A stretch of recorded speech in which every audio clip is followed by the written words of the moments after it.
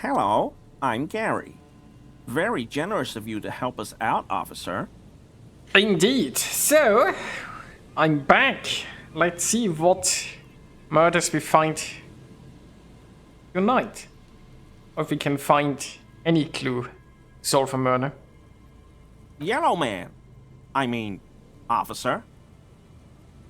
The lieutenant raises his eyebrows slightly and takes out his notebook. Yellow man. Interesting.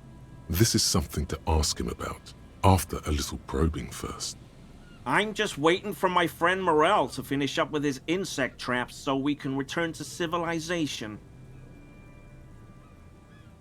You're not a lover of the great I like outdoors. nature, just not this bloody coast. It's mostly drunks and degenerates that come here. Degenerates. This man respects authority too much. To see the truth inscribed upon thine own visage. Pretend thou art a paragon of virtue. I'm neither of those things, I can assure you. Sadly, I think I might be a drunk or degenerate, maybe even both.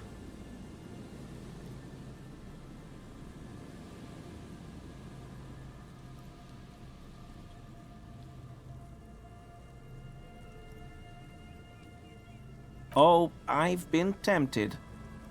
But someone has to stay strong for Revocol. Okay. He pronounces Revocol with a hard K, unlike other people. Serious question time. This man is no innocent. No one is.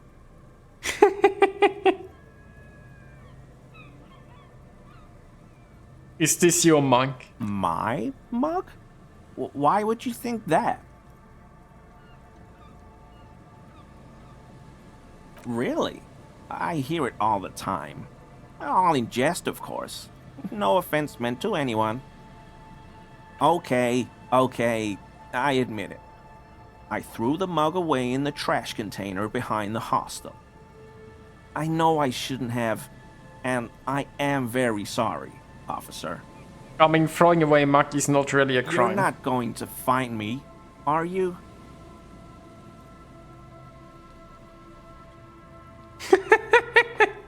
How do you find? No, I just want information. Thank you.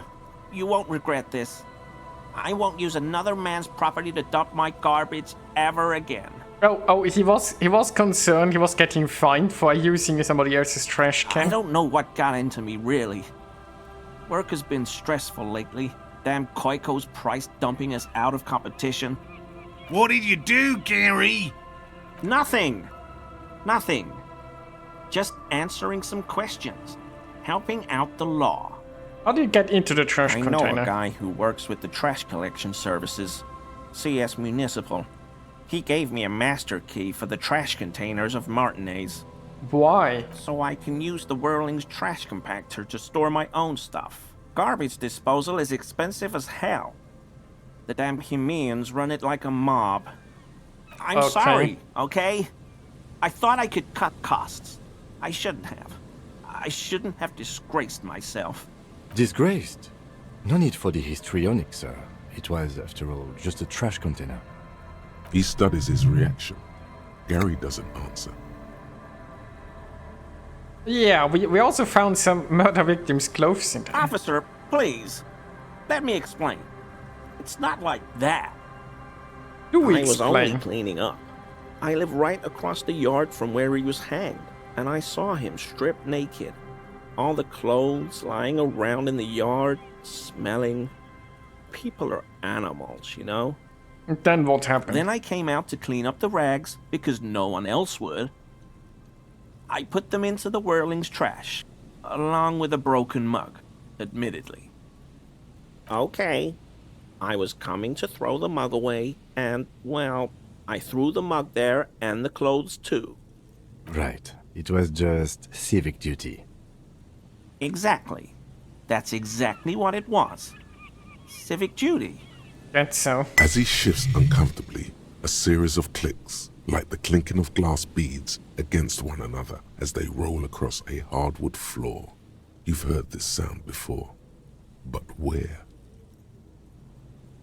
You wouldn't know anything about the missing armor, would you? Oh, what's that strange sound? What sound? Clicking I just heard when you Really? moved. There's lots of weird stuff out here in the reeds, though. Insects, trash. Could be the wind shifting some garbage nearby. Could be a piece of Every missing day, armor. the wind shifts the reeds and whatever was left in them.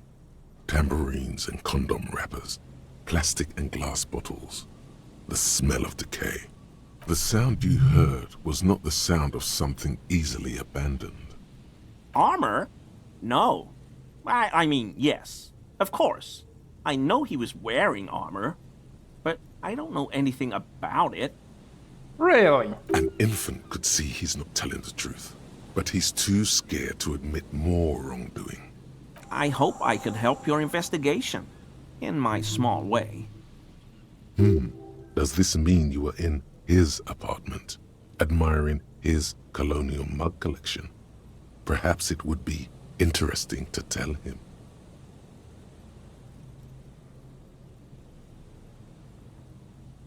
Do you know anything about or should we just Sure do, officer. His eyes narrow slightly. He's wondering where this is going.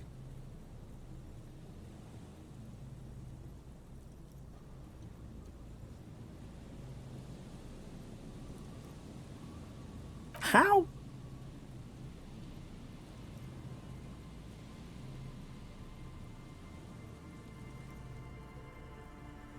Mr. Clare unlocked my apartment? So you work for Everard Clare? Officer, please tell him we're good. No, tell him I'll make it up to him. What have I done? He'll send the muscle after me. okay?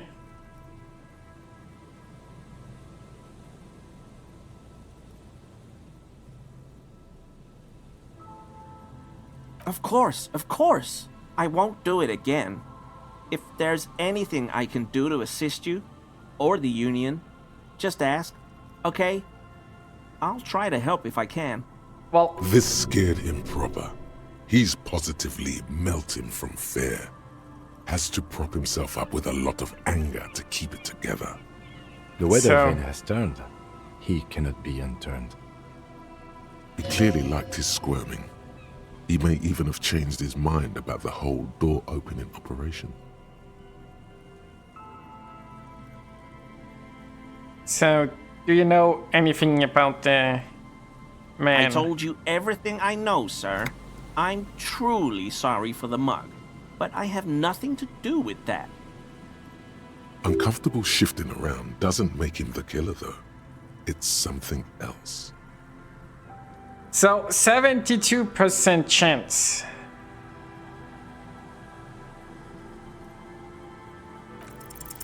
Is he?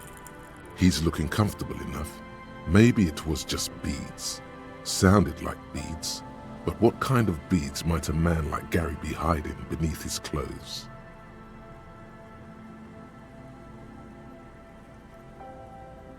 Really?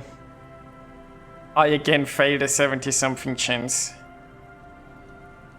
I don't pray, officer.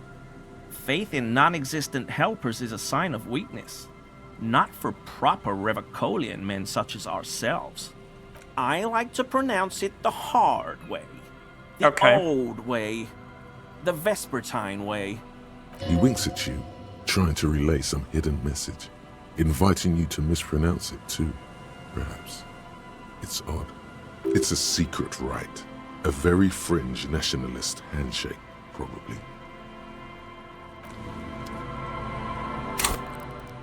I do have a skill point that I could put into composure. Because I think I want that armor. And then... do we have anything that gives us composure?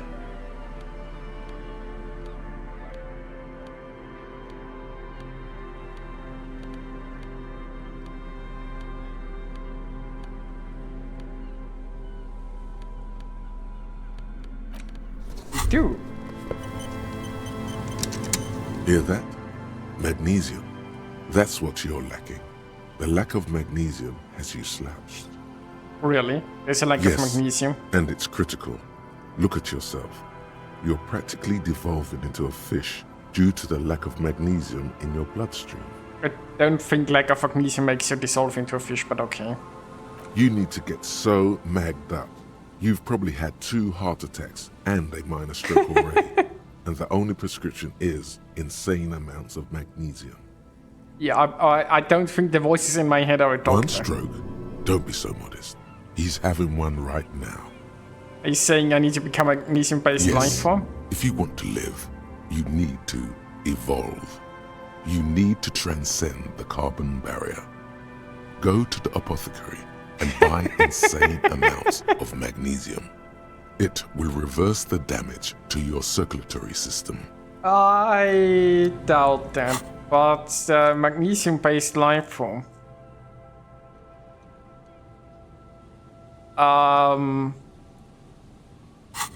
Yeah, I have my doubts. Always a pleasure to see. I mean, officers. 92% chance? That shirt looks There you go. very uncomfortable on him. Look at the buttons, barely keeping that thing together, as if something is ready to rip out from underneath. Yes, like a piece of ceramic armor, for example. One that makes a clicking sound when the plates meet each other, resembling pearls or marbles, stolen from the corpse in the yard near where he lives. You're a connoisseur of high-quality combat I gear. knew you'd figure it out, officer. I'm sorry I didn't tell you at once. I was ashamed of what I did. And I didn't want you to know. Really? We're not detecting falsehood, sire. He's gearing up to admit the truth. Gary, what's going on? Later, Morale. I've got apologizing to do. No, you've got explaining to do.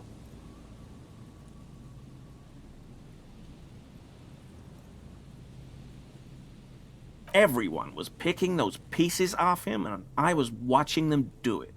And they'd scattered his clothes all over the yard. Everything was smelling. So I went there to take out the trash and started cleaning up. All those rags on the ground, him swinging up there, and I had a lapse of honor, sir. I thought, he's a foreigner. They all say he wasn't from here. Only the cuirass was left. So I stripped it off him. It was early in the morning. No one saw me. I took it with me. It was a mistake. Had I known it'd give you guys trouble, I wouldn't have... Fuck. We're detecting sincere contrition here, sire. He's not trying to flatter anyone. That's so. It's okay. It was a loose end, and you are tying it up now. I'm so fucking sorry I called you Yellow Man. Sealite officers commanded the suzerain's navy. Most of them sided with the king when... They were thoroughly conservative men, he realizes suddenly. Is that so? It's difficult to say what the lieutenant thinks of this historic apology. His face does not belie emotions. Give me that armor. He sighs again, hangs his head, and unbuttons his shirt fully. A cuirass that matches the dead man's boots comes into view. Soon it is in your hands, smelling of his sweat, but so light to hold, like a bag of cotton. You know who killed the man? I always thought it was the Union, but I sure as hell won't go around saying that anymore. You have my word. I don't know, and I won't be running my mouth on this subject anymore. This is all he knows. Are we Yes, done here? Absolutely. I will never do anything like this again. I won't mess with Mr. Clare either. You have my word. I'm sorry for what I said. Short means sincere in these things. This man is truly sorry for underestimating the honor and military might of the Seolite man. I see. Thank you for your cooperation. Pain threshold, volition. -1 empathy.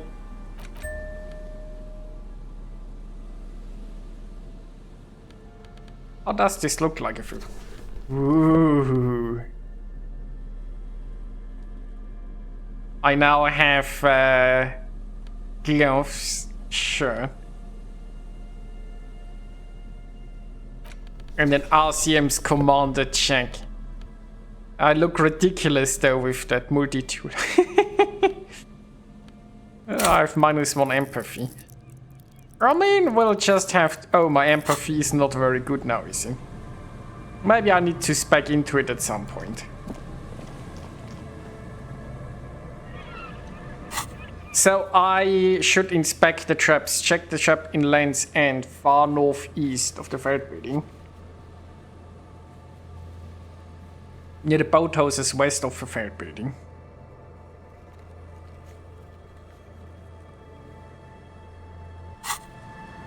It's the third building.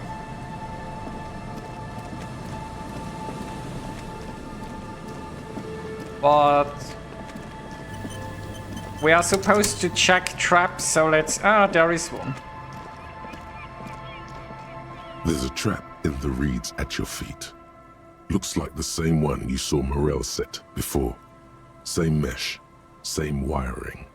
Behind you, the ruins of a residential building rise over the reeds, shielding them from the wind. The reeds rustle confidently. When this district was booming, the reeds were kept at bay. Nothing obscured the freshly painted facades. Nowhere for drunks and adventurous teenagers to hide. Now only the wind blows. Locusts are crawling around in the trap, confused but uneaten. You see no carnivorous reed phasmid gorging on them. Really? Big surprise. Exactly. Anyway, 1 down, 3 to go.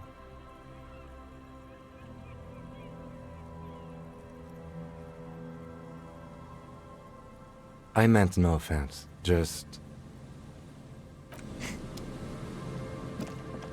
So, by the way, it's late enough that we can check on the other guy, right?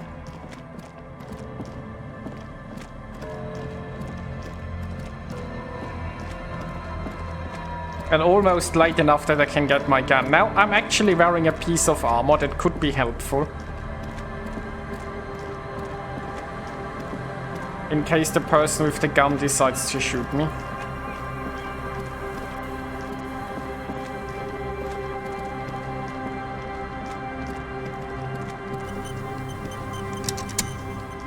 This is the trap Morel just set. Checking it over, he said, is just a technicality. But the reeds hiss and shake in the darkness that has settled over the abandoned camp. The later it gets, the colder. Remnants of the camp can still be seen in the sand. The fire that's gone out. You feel strange, somehow. Do I know? This trap is also full of panicked locusts. No sign of any cryptozoological beast inside. Another empty trap.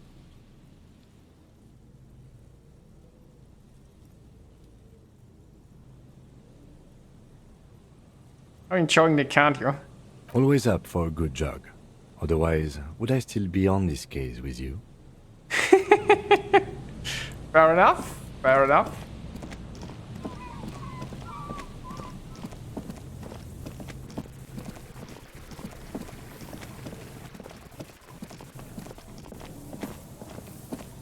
What do we have here? The light vanishes inside the concrete slit. The structure goes deep under the earth. Maybe it's just a storm drain for the sewer. No idea. Could be connected to one of the buildings around here. Look, there is always something in a sewer in a We game. might right? find her down somewhere.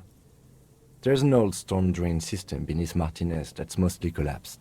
Revachol sewage system has been built and rebuilt 4 or 5 times now. Is there an In entrance conclusion, somewhere? she could be under any building. Not in there. I hope not. Hello. There's no echo and no answer. Oh.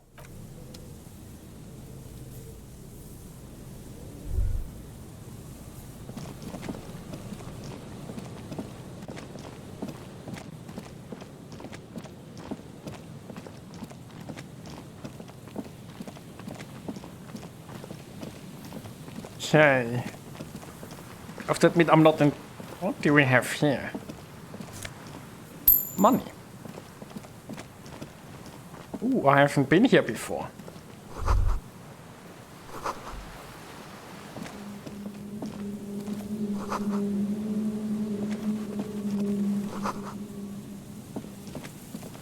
I should probably go in there and investigate. I'm not sure if we're doing this today though. Okay, there is one of the traps.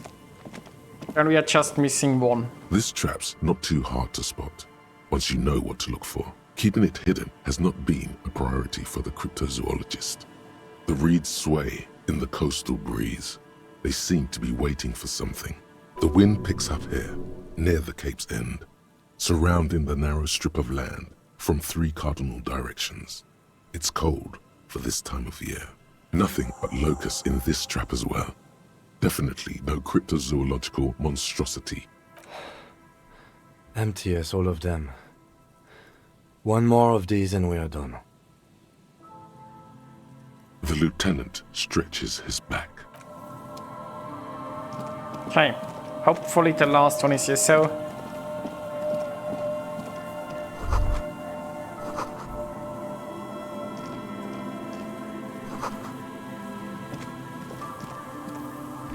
what do we have here? Is there something here that would indicate a sniper used this place as a nest for taking the shot? Just some urban detritus, a bottle, and a dilapidated old comms tower. In the distance you can hear the breakers roar. I don't see it, Lieutenant W. Freighter. I don't see a person take a shot here and hit something there. In the whirling in rags. There, 1.2 kilometers over the cold water of the bay, blue from the distance and the air, you see the smallest rectangle, barely visible. It's late. There is no light on the 3rd floor of the whirling in rags. No shape moves behind it. Glazier must be out on the town. It's not possible to climb that ladder, and even if it were, why? There's no platform up there to aim from. Those? A smoking assailant who favors Tumutiri to Astra or Joan? Cigarette butts are everywhere. This is a common brand for all men. That's so. Tumutiri was a Revacholian colony on Ilmaran. The Suzerainties population was mostly Ilmaran Areopagites, up to 97%. The region was known for its tobacco export, hence the name. Okay. Nothing is unimportant, detective.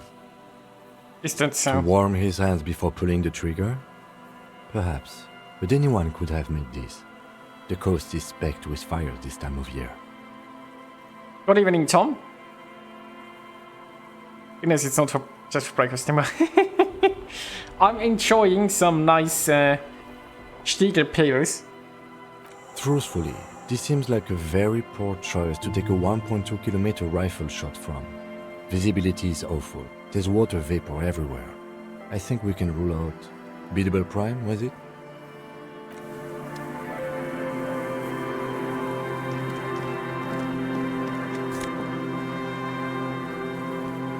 Scented scarf. Okay.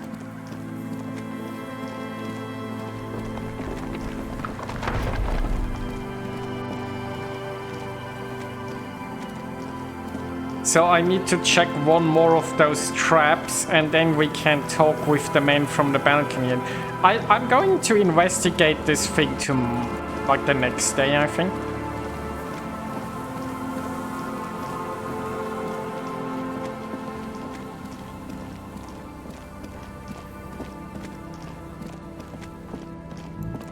Also, I hope that Freezer is not frozen anymore tomorrow, and we can get her quest done.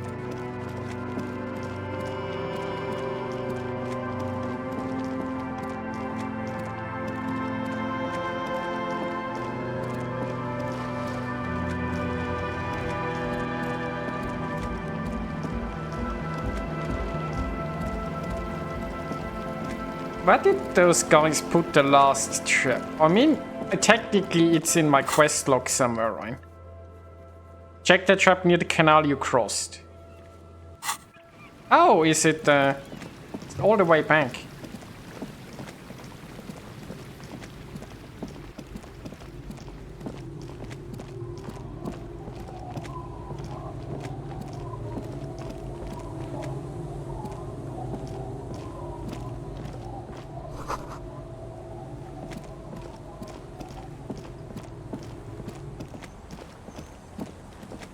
So, have I put it here somewhere?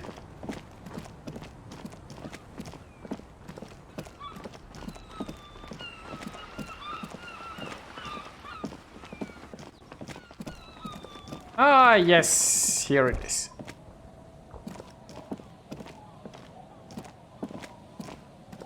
It takes you a moment, but finally you spot the last of Morel's traps. This one's partially obscured by the reeds. The reeds bend forlornly toward the water. Some tufts have been crushed. The broken stalks sickly pale against the darkness. In the east, the city center hums to you.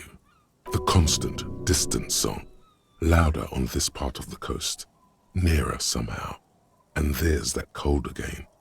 Always the cold. The trap feels light and silent as you pick it up. Something is different here. No Really? locust. No phasmid either, but still. Well, the bait worked on something.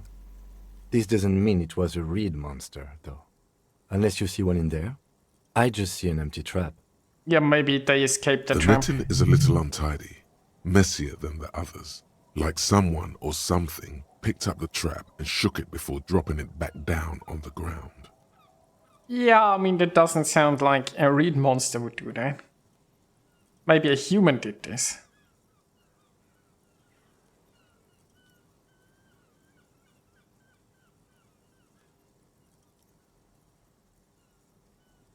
I think that someone or something might have messed with this trap. Perhaps our cryptozoologists have competition in the form of an actual entomologist, or someone else is sabotaging them. I could present more theories, but then I would be taking this on as a case, which I'm not. Okay, but after that we get back to our own assignments. We've done a thorough survey of the coast now. Just running around is no longer useful. A cold gust of air dries your sweaty face, and you look to the dark shadow of the felled building in the distance, drawing you to it. What a strange sensation. Once this is done, should you ask the wind again?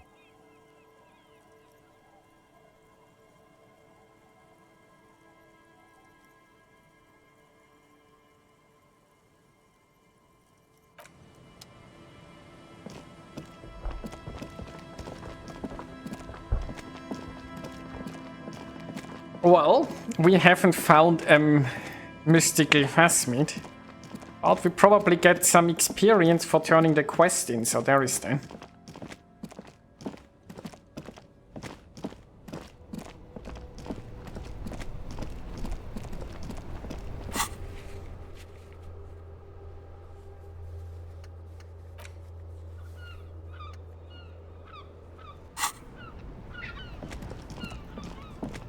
Okay,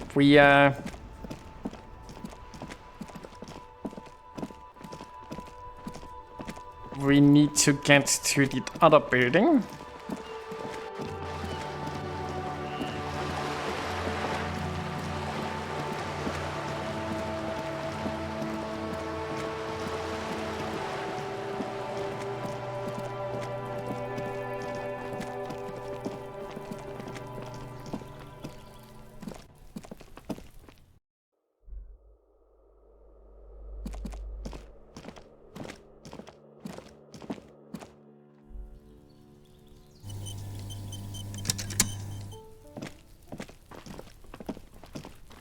Hey, looks like this man is now home, or well, front of his home, at least.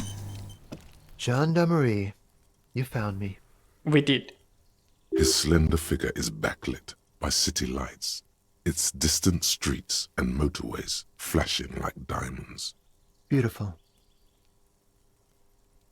So tell me, are you here to make things right again?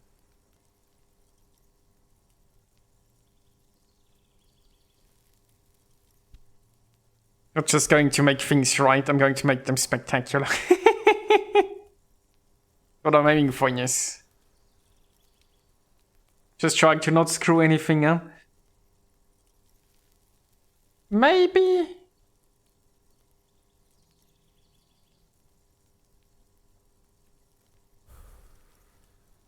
What do you mean by making things right? What are we talking about Beautiful. here anyway? I have some good news for you. My Sunday friend is visiting me tonight. I told him about you and he'd like to say hello. Step in. He's already waiting. Mm-hmm. That's why I chose this place. Martinez is special, isn't it? Well, Wait. maybe. Suddenly you are digging things?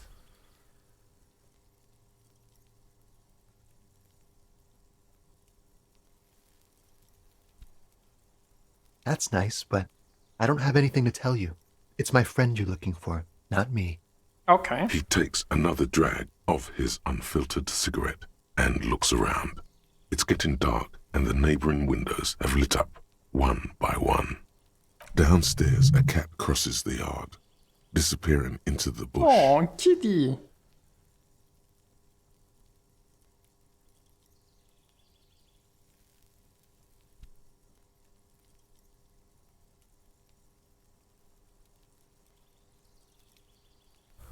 What this game is missing is a cat companion, clearly. Besides, I've got to run. He's going to leave you alone again. That's sad.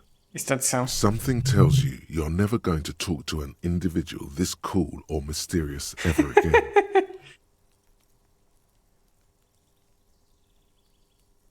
To the city. It's a beautiful night.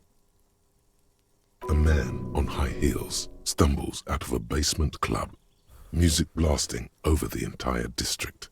It's chilly, and as the chemicals hit his nervous system, 1,000 shivers ripple through his body. Alright, go then. Take care, alright? Ooh, I got a skill point, nice. And he's gone again. Looks like it's becoming a theme for him. Different, of course.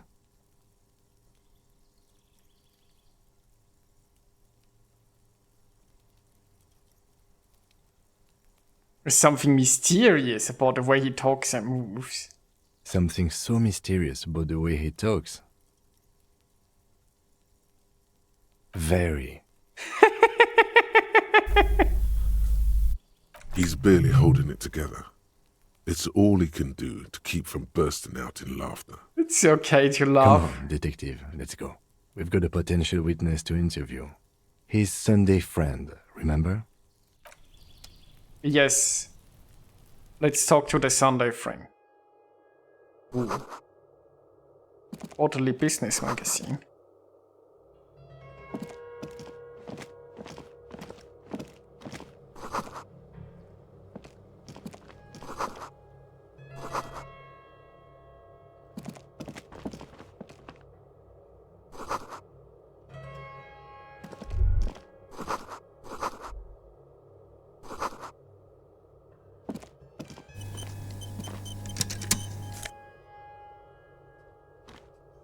Samarin conical head, +1 logic, -1 suggestion. Okay. Officers of the Revachol Citizens Militia. You shouldn't be seeing him in an intimate setting. For some reason, you feel this man is your superior. Is that so? Superior, but he's not in the command chain. His hands are clean and well manicured. This is a man who knows the importance of appearances. Some of this place is mayonnaise. Close enough. Close enough. My name is Charles Vildrouin, and I am an official with the coalition government. I work for the Institute of Price Stabilité on assignment from Sur-la-Clé. It's called Martinez, but you know.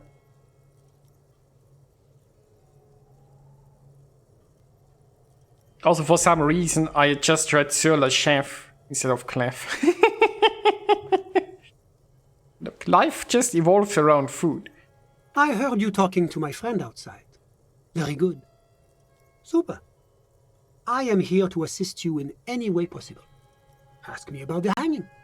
No, first ask an innocuous personal question to get the interview off on the right foot. Yes, make it clear you're the one setting the terms here.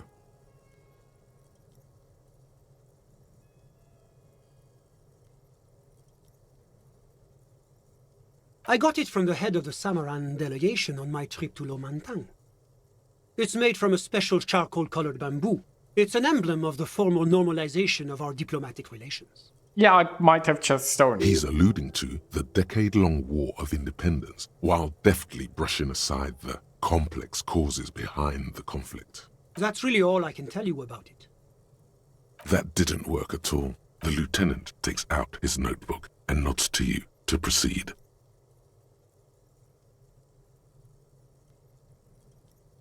I'm sorry to say I did, officer. Really? He didn't see the hanging. He saw the little show staged by the Hardys. Let him talk. He may know more than even he knows. Start from the beginning. Officer, it's very difficult to describe what I saw that night. It was so surreal to me, like in a play. Okay. He holds out his hands and blossoms his fingers, like a drama teacher setting the scene. What do you mean, like in a play? It was just so strange. I could barely comprehend what was happening.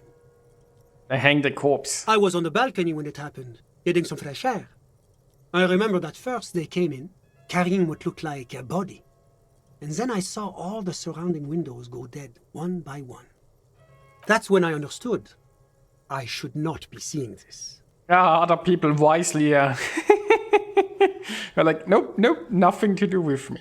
That lines up with previous testimony, doesn't it? Well done, detective. Thank you, sir. Only that there were about 8 or 10. I couldn't make out anything. It was so dark. And it was quiet. Quietest lynching I've ever heard of, let alone heard. But I suspect you knew that already. I can't say I'm surprised. The fine reputation of the men and women serving in the RCM is well deserved. The coalition is only looking out for the price stability. Inflation is a killer, like a heart disease blocking the normal circulation of the economy. It must be controlled. I see. The economy impacts the entire international community, which is why it requires international oversight.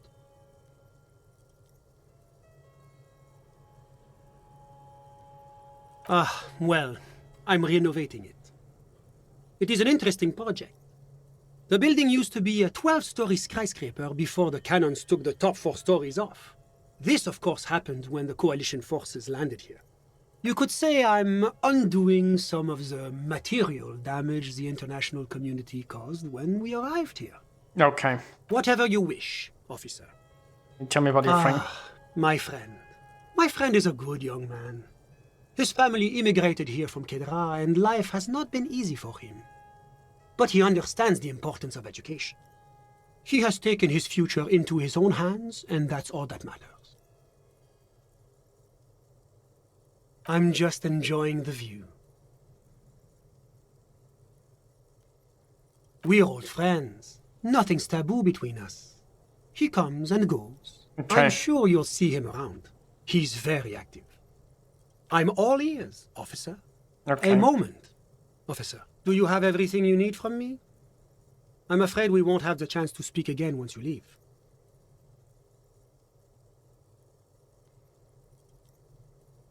I think he's given us everything. Of course. I'm glad I could help.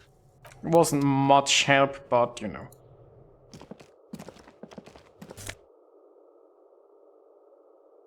Party track and silk rope.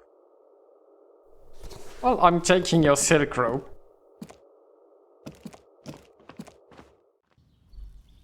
I stole his hand and his silk rope.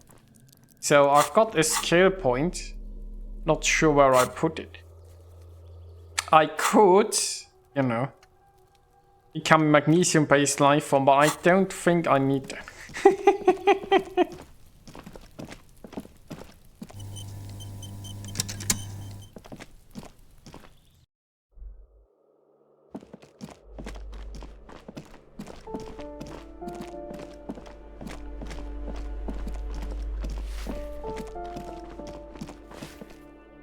No.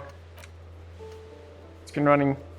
Must meet her near the old fish market and... Oh, I need to go to the old fish market. I'm not sure why I thought I had to be in this building. For the other quest. But apparently I need to go to the fish market, so let's do that.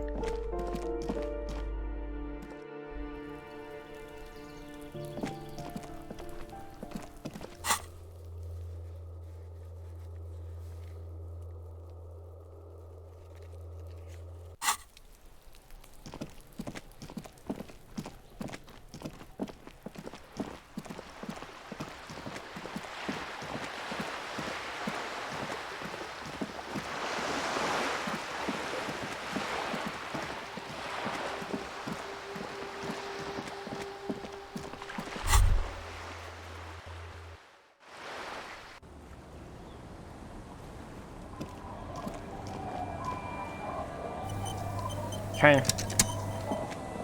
Let's try to get my gun without getting shot.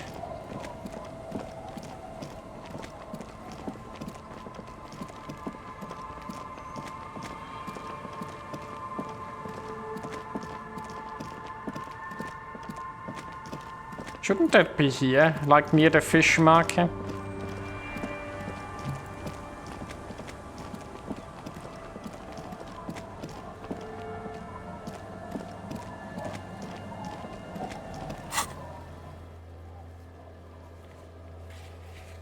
I mean, I suppose it says fisherman shacks, but the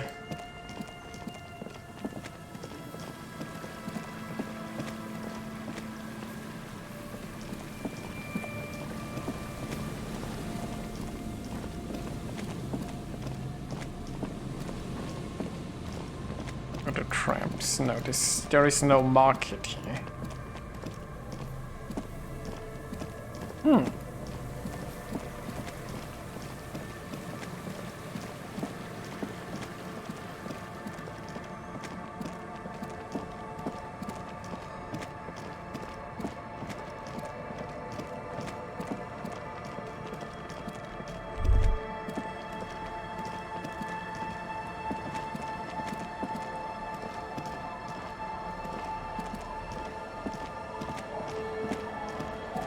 Or should I just talk with her?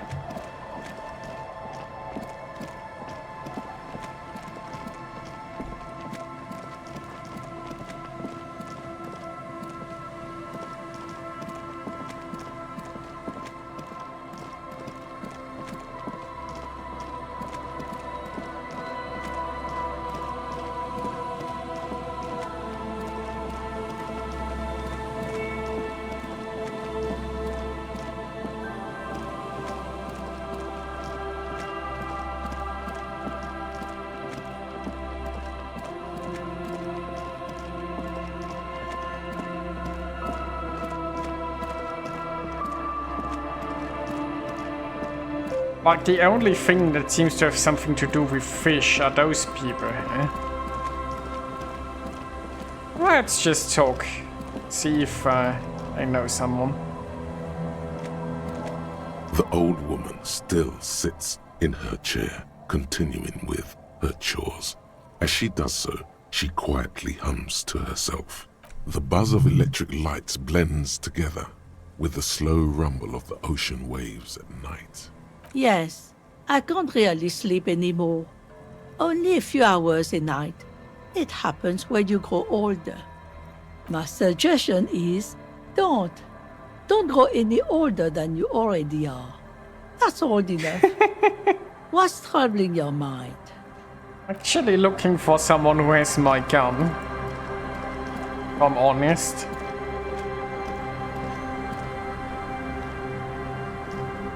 Aye, the sea's gonna calm down soon. I can feel it. The wind is turning southeast.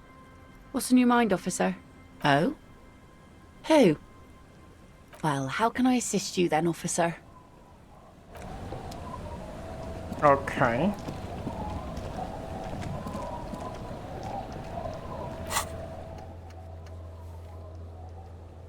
You must meet her near the old fish market. 22 and get your service weapon back. Just walk past the fishing village until you see the boardwalk. Oh, walk past the fishing village. Oh, is it up there where we found the dead body, maybe?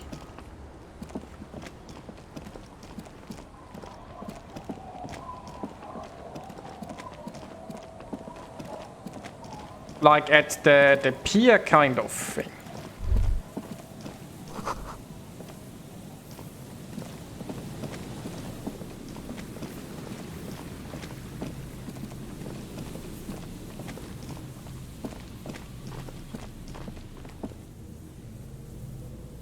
Okay. The remaining windows rattle from a strong gust of wind. They're covered in a thick layer of grime. They must have been like this for 40 years. Dripping water falls from a high place. All you can see is the shadow of a collapsing staircase. There's rust and corrosion on the bars. They're foaming with it. And a small layer of white salt from the sea. No, I won't even try. You know, I had a partner once. They called him Eyes, because he had to show me things. It's that bad. I see.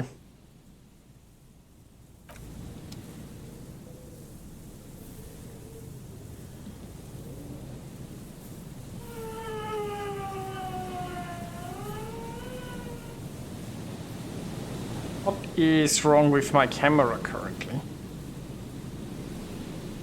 Oh, it's my character.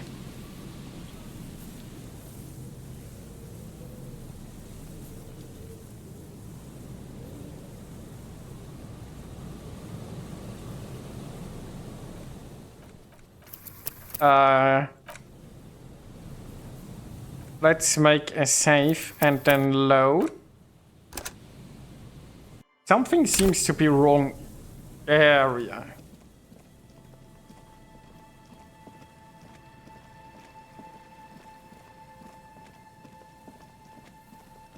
Something seems to be broken there.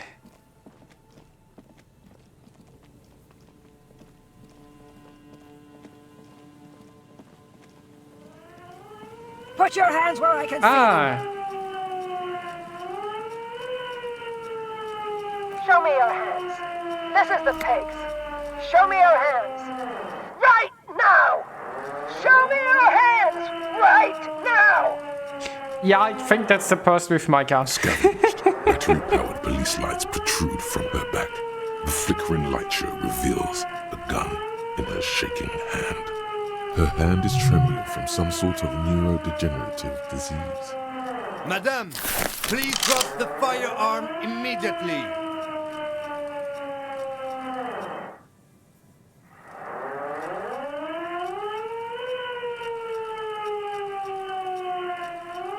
Take it easy. Comply. Suspect is displaying aggression. Officer, under duress! Officer, under duress! I am the police. Don't move. Don't move. Hands on your head. Suspect is armed and dangerous. Ma'am, I needed to calm Lateral down. vascular neck restraint. Carotid sleeper. Carotid sleeper. Critically reducing blood from passing through the neck of the suspect. Be careful, detective. Don't do anything that might set her off. The situation looks bad. Calm yourself. Steady your breathing. You'll have to go for the gun sooner or later. Perhaps you can learn crucial facts before you do. You're not the police. We are the police. You can solve this peacefully. Please lower your weapon. Officer in need of assistance! Suspect alert! Get on the ground! Ma'am, please. We want to help you, but you need to lower that weapon. Let's just talk. Disturbance reported. Authorized deadly force. Sector, take the shot! Big red key! Big red key! Big red key? That's code for the battering ram. Cop talk. You know this. Please identify yourself. Goddamn police shitbag! Off the pavement! You're under arrest! As she waves her hands, you notice familiar-looking ampoules and packets sticking out of the mountain of police gear on her back. Medicine or drugs? You're not the police. Are you on drugs? Contraband! Restricted access. 2 kilos missing. Eyewitness report compromised. I don't think she's on drugs. Being off drugs might actually be the problem here. Back up! Back up! Back up! Status unconfirmed!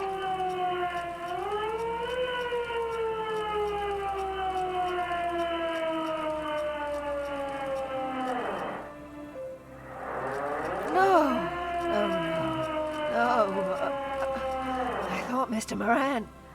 Gareth! Aggravated assault! Man down! Officers in pursuit!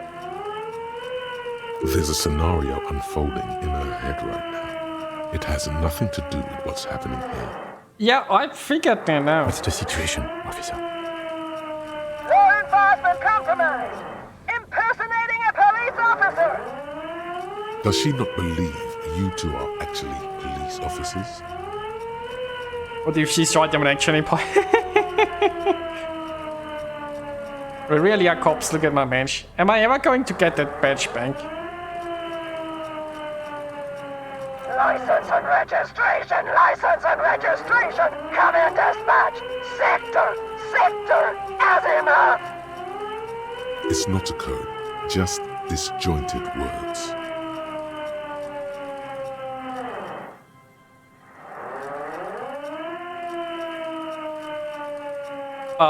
Do I have anything that would improve my hand-eye coordination?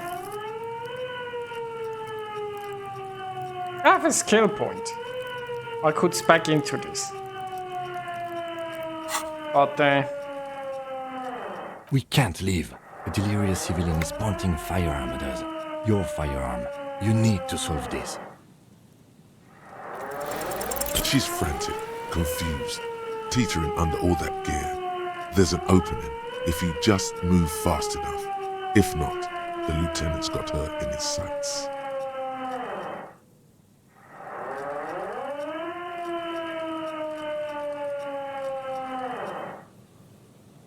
no gun is worth this risk, sorry by the way. Gonna fail.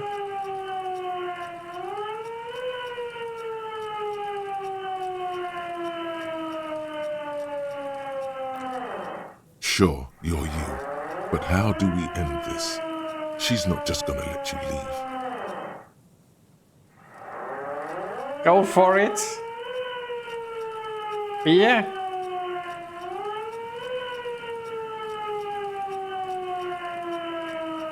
Not sure if beer is the solution here. Why am I kidding? Beer is always the solution.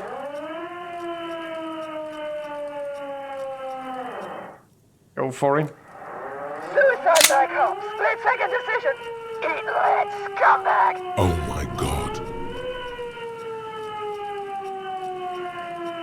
Really?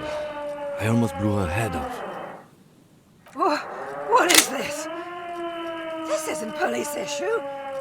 Police weapons have bullets. This isn't real.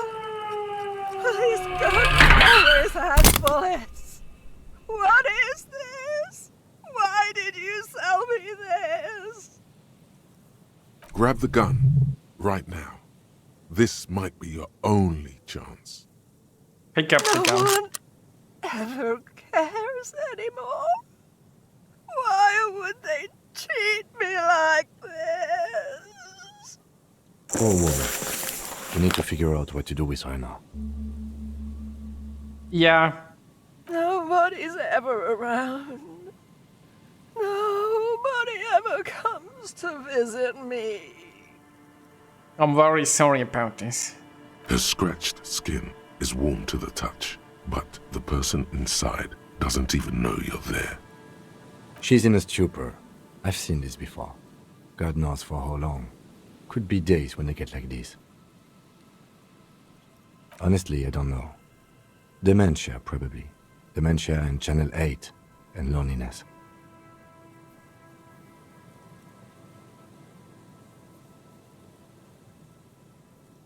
Could be. Her hands were trembling, and she did seem uncoordinated. But what are we gonna do with her? You I just don't arrest think her. there's any need for that. In her current state, and without the gun, she isn't really a threat to anyone. I bullets extra. Yeah, obviously. We could let Titus know. This is a perfect problem for the local peacekeepers to handle. They might even know her family.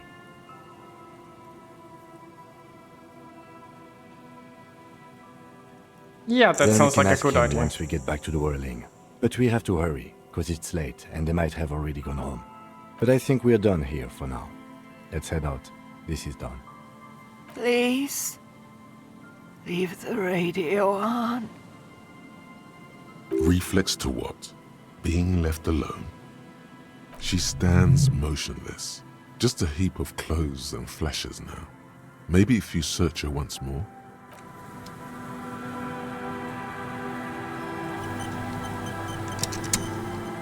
Search her once The more. What woman could I stands find? slumped. She looks catatonic under her mountain of RCM paraphernalia. Is one of those things a police cap? There were narcotics in there too. You're thinking of taking them? Do.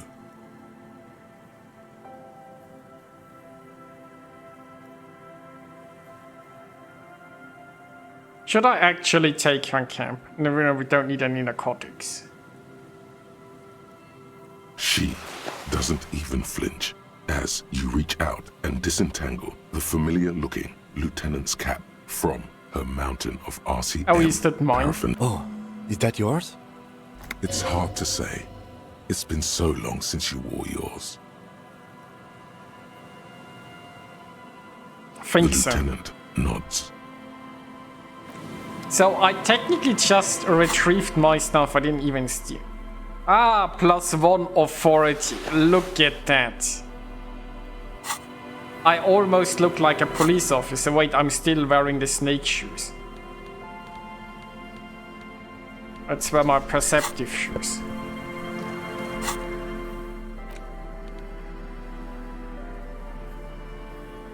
Pistol, equip these when situation is most dire. I don't think we need to run around with... Oh, I have 2 skill points now. Damn it, what do I want to skill? So I have thought about, like, I have so little empathy. Maybe I should skill empathy a bit.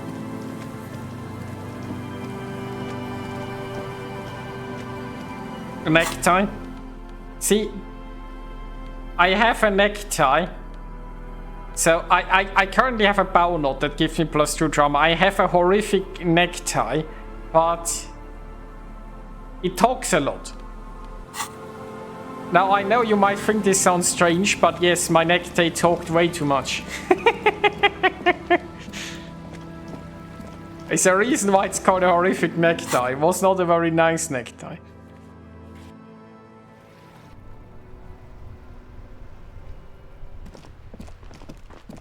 Have to pull the string.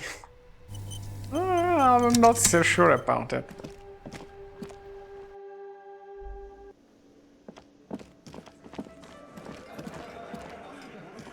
The Copper NATO is back. What do you want?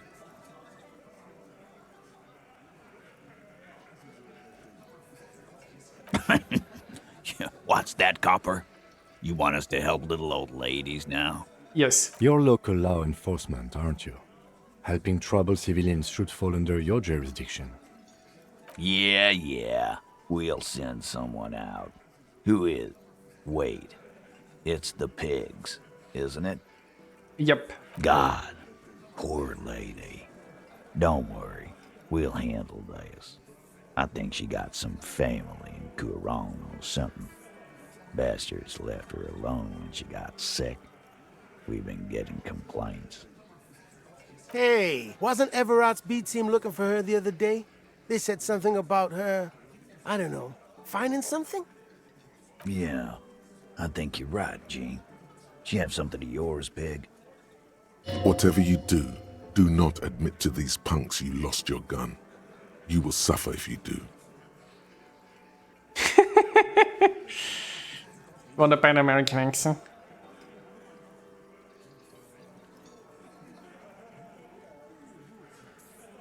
I'm a person who, like, I don't know much about accents personally. I'm also utterly terrible at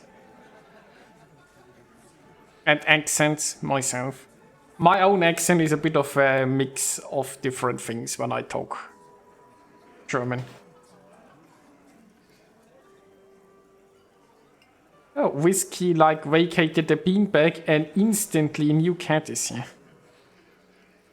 So this is her beanbag now. No? Well, whatever then, copper.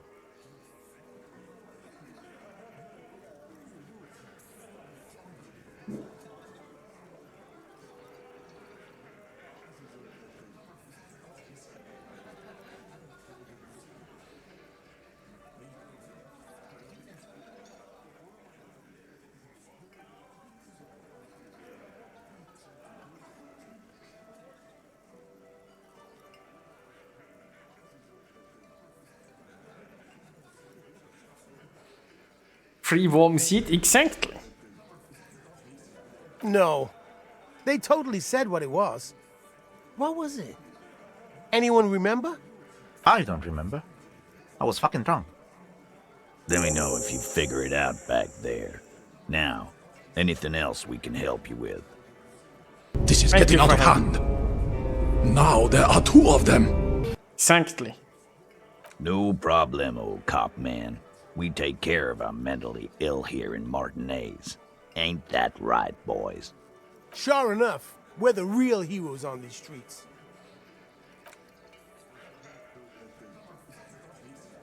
Sure, you guys are the real heroes.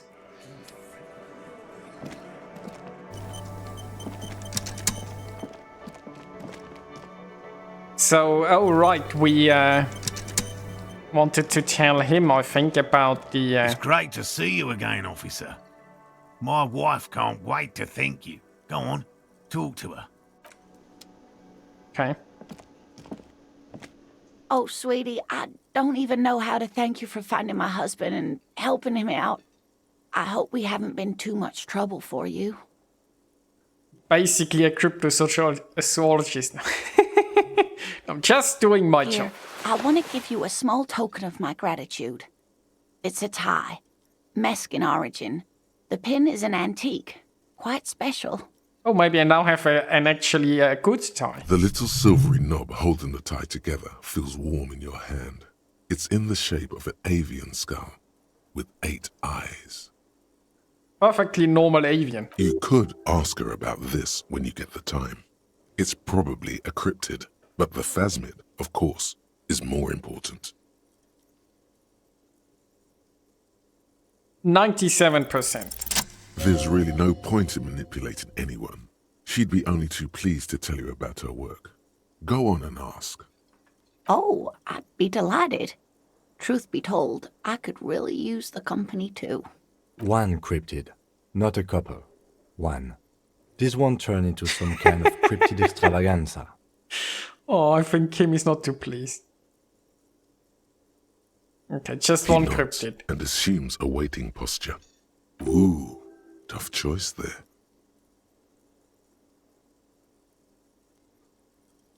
Is the bird a cryptid? No, it's the cryptid.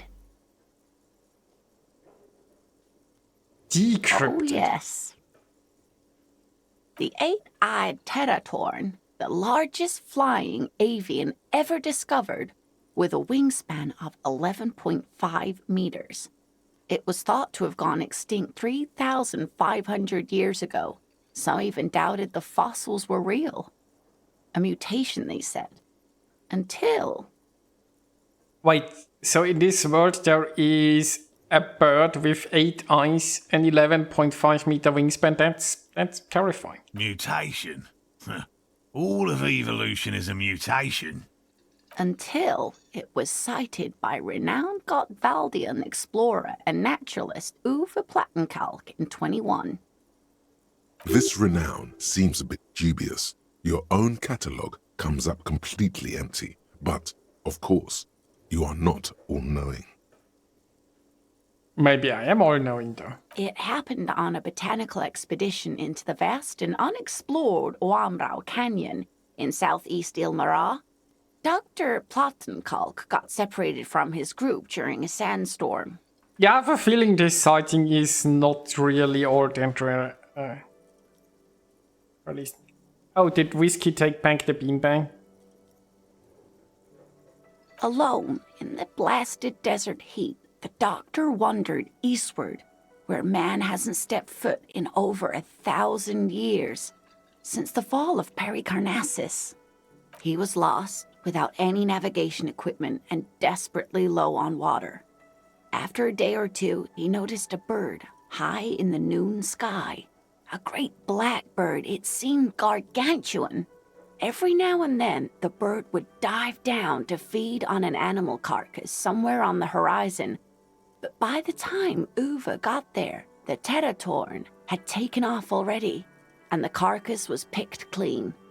This happened many times. So it was following it? Or rather, hunting.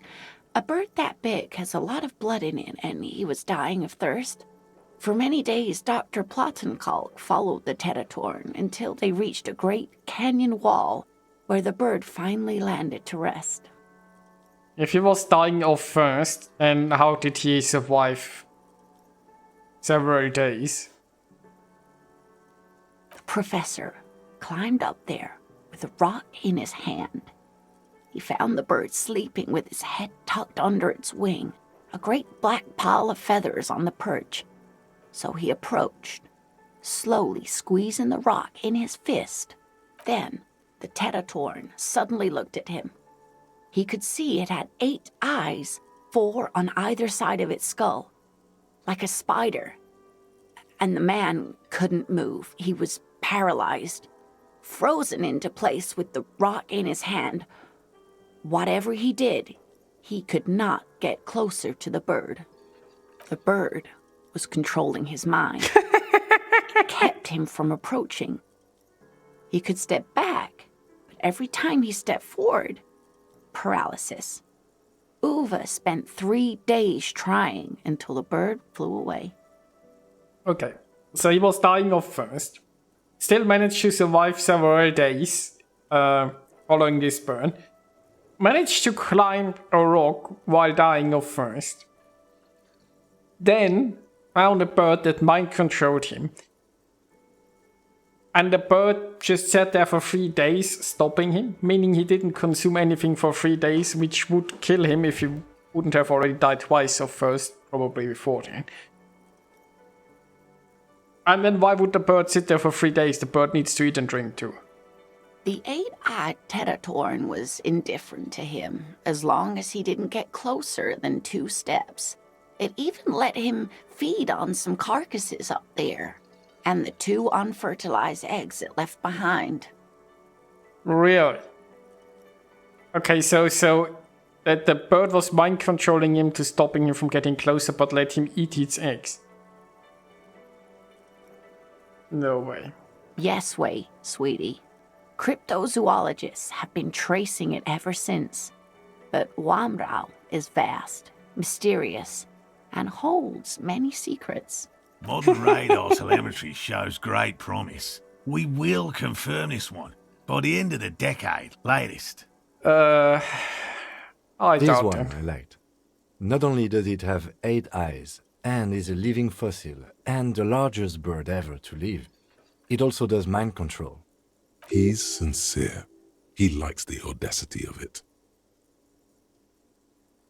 Sadly, yes. But there are numerous reports of 8-eyed bird skulls from Il Mara. Mm-hmm. And then there's the striking resemblance to the Pericarnassian imperial eagle, an ancient heraldic symbol that is hard to pass off as coincidence. The imperial eagle, too, had 8 eyes. Not really. It's just stylization. The way they drew eyes. It's not a zoological drawing. Very, very hard. This one's very famous. Everyone knows it. People will be looking at that tie on you and thinking, that man is into cryptids. So, what else do you want to know? Of course, dear. You never told me you've seen the Phasmid. You don't want to hear about some old woman's ramblings. I don't know. Ramblings? Nonsense. Your description of the Phasmid is the most precise I've ever heard. darling, I didn't even get the size of it right. Measuring things is important. How did she get the size? You were a child, my dear. Really. It's extraordinary what you were able to describe. Now go on. Tell our friend about it. He's proven his interest in the field. Reflexively, the lieutenant read his familiar notebook. Well, it was summer.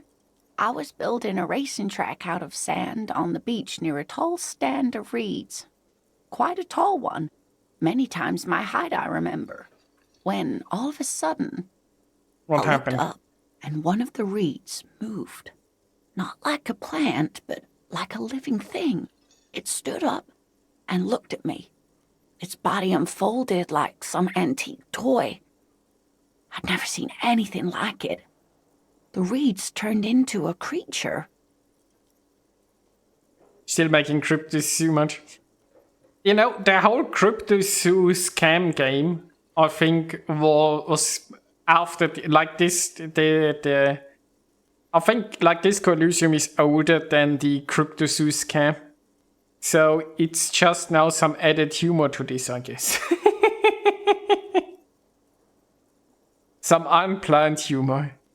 I didn't know this can happen, so I reached my arm and touched the thing. It felt just like a stalk of reed, but it moved, swaying, towering above me. After a while, 20 seconds, a minute maybe, it left, went into the reeds. I tried, but I was only a child. There was mud and high water. I couldn't see it anymore. I was just standing there, knee-deep in mud, looking around me. Where did you go? Don't go. I Then ran what? back home to my grandmother and asked her if reeds could walk, and told her they were looking at me. Of course, she just laughed at me, but I knew what I'd seen. For years, it was a story I told at parties when I wanted to impress boys. That sort of thing. Of course, most people just took it as a strange, amusing anecdote. So did I, honestly. But then I met Morel. We were on a date. Can you imagine? She tells me a story, and it's the most detailed report of the Insulindian phasmid I've ever heard. The sounds. She told me it hissed. Okay. Maybe she saw a cat. So that's how they met. This is beyond significant for them. It did, yes. Like reeds in a gust of wind. The way it moved, the colour, how some of its limbs were white, like marble. It matched perfectly with what I know from other accounts. It was amazing. If it weren't for Lena, I might have given up hope years ago. It's no exaggeration to say that she restored my faith in my profession. Okay, how big was It's hard to say how big things are when you're quite small yourself. To me, it seemed to be taller than I was then, but that's probably not the case. I mean, it would be hard to trap into these small boxes they placed if it was that What big. if it is the case?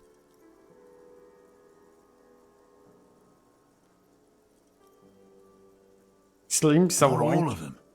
There is some white coloration reported, along with beige, where the camouflage ends. Okay. Thank you You're for sharing welcome, this. sweetie. I do appreciate the chance to relive it whenever I get one. It was just such an impossibly sunshiny day. So warm. I kind of wanted to, like, report that I did the quest. but- Nothing like the gratitude of a good woman. Now then, what can I do for you? He tries to play it cool, remain professorial, but inside, this man is itching for some news on those traps. So I checked all the Good. traps. Okay. And? One of them was empty. Completely empty? Yes. No locusts? No phasmid either? That's not ideal, but It just means the Insulindian phasmid is even more clever than we thought. Yeah, clearly. She's engaging in a well-known self-deception called motivated reasoning. You should correct them. Of course, more clever. You're dealing with a subject near and dear to their hearts. It might behove you to tread lightly. Yeah, Yes, I mean... the Phantasmadeia picked off the locusts and escaped. This is good news, though we'll have to reconsider the design of the traps. Make them more secure. I mean, this is sort of what what brought them together in marriage. Another so. trip to the Reeds.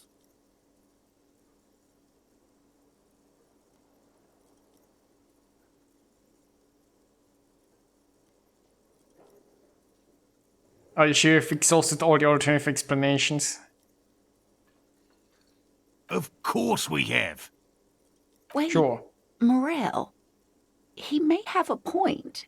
We have an obligation to rule out other hypotheses. You're right, dear. It's a fair point. But what other explanation could there be? Pardon me. This is a big deal for us. You've helped us twice now. And brought some great news too. My gratitude and the gratitude of the Société Cryptozoologique de Ravachol is yours. Well, I take the experience. Heartfelt gratitude.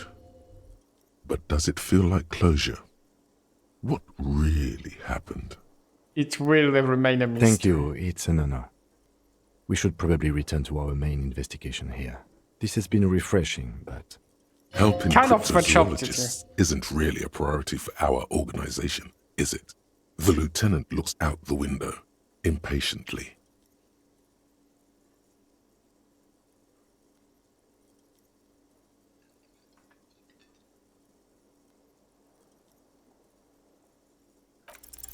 Consider the way the empty trap was disturbed, as though shaken. Most likely the hands of a young person. Hands small enough to fit inside the trap, too. Yeah, a child playing it. The red-headed boy, Kuno. A little hooligan. But what would a child want with bags? You never know with this child. Oh, my dear Morel. You've been an old man for too long. Kids love to torment insects almost as much as they love to torment old folks. Delinquents, my favorite. Oh, you've been such a dear to us. Please, let us know whatever you turn up. I have a feeling we're getting so close. Yeah. Well, I see you've got all the help you need. I'll see you tonight at my place. Let's play suzerainty, but no more field trips for me. After this is your last chance to talk to Gary. Really, Gary? We're getting somewhere here. I'd love to play suzerainty, but... Lena, I'm sorry, but you're not getting anywhere. It was some kids. I know the little mutants around here.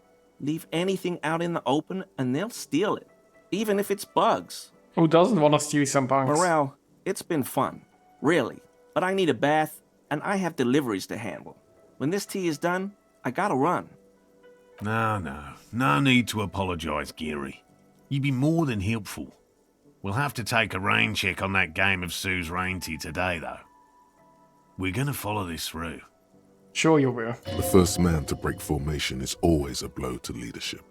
This is bigger than he lets on. Okay.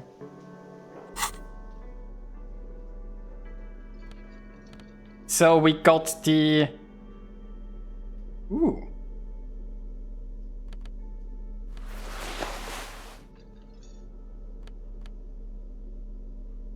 Eight-eyed Teratorn tie. Is that actually a tie? Isn't that just more like... necklace? Well, anyway, we're now wearing it. I mean... I have so much drama, I don't think I need more drama. So, I have 2 points. I probably need to put one in physical instruments soon anyway. But, what's with the skateboard? So,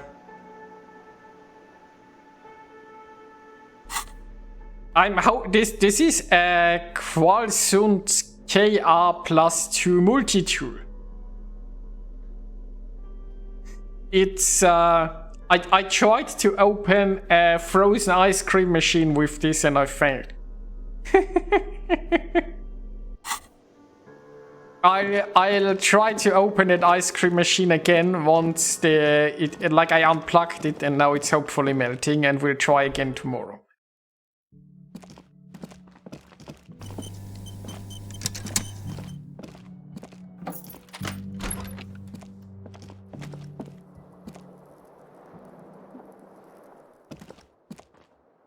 The bed is still cold from the broken window, and not too inviting. But it's yours. You've earned it. Go to sleep. It's not easy, but your bones are so tired from what feel like weeks of work on the case. You have to try.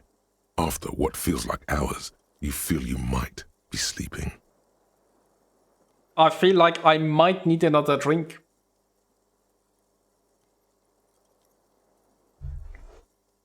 Let's get more beer and pet the cat on the way.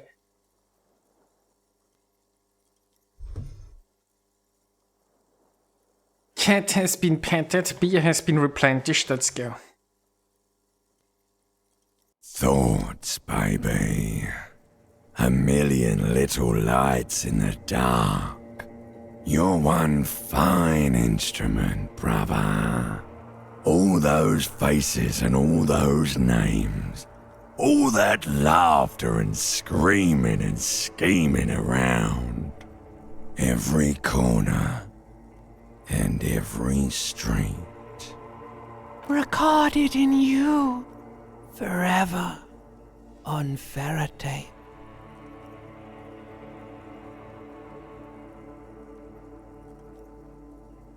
I'm probably dreaming. No, you're spinning tapes at the discotheque.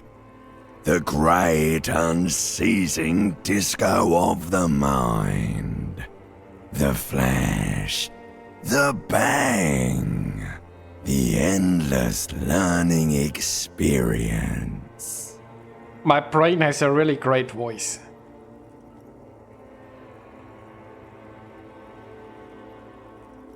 On and on it goes, for untold hours. At the disco where you first asked her to dance. Rising, rising, above the dark curvature, the great wingspan of sleep, studded with stars.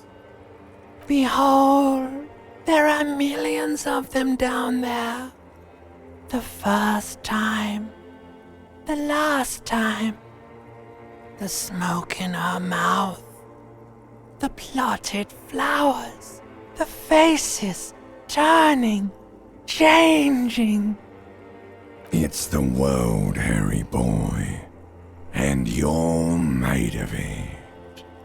Every day you're out there, you make more of yourself from it. I'm afraid you can't be unmade now. It's so. You can never forget this shit.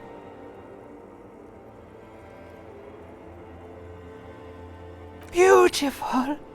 It's stuck on loop, whirling, spitting out words and images.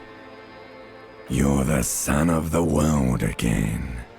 Harrister, a ceaseless agent, picking up litter and old newspapers, collecting your little bubblegum wrappers and idiotic picture postcards. Meaningless, meaningless keepsakes. No, I can sell those picture postcards for money. Reading your awful letters and recalling things, aren't you? The endless names of the world. An address book you are. The map of a city. I'm an agent of the world. Yeah, sure. You'll go insane if you keep going like this. I thought I was already on One more day, and you'll be in the loony bin. I just know you will. And for what, brother man? For the greater good. Solving your little crossword puzzles. Doing your tasks. Crossing names off lists. Trying to become some sort of world detector. It won't make it okay. it won't put smoke back in her mouth. There he goes again. He's a real political animal, our Harry. He still doesn't see that it's the world changing around him. I'm not sure which thought I'm pursuing, but let's go. He's got no idea what he's in for. Beep, beep, beep. The alarm is ringing, Harry. The disco circus goes on and on. You barely slept 3 hours last night. You can do it. It's nothing. Do it for the city. Go. Do it for the wind. Do it for the picture puzzle. Put it all together. Solve the world.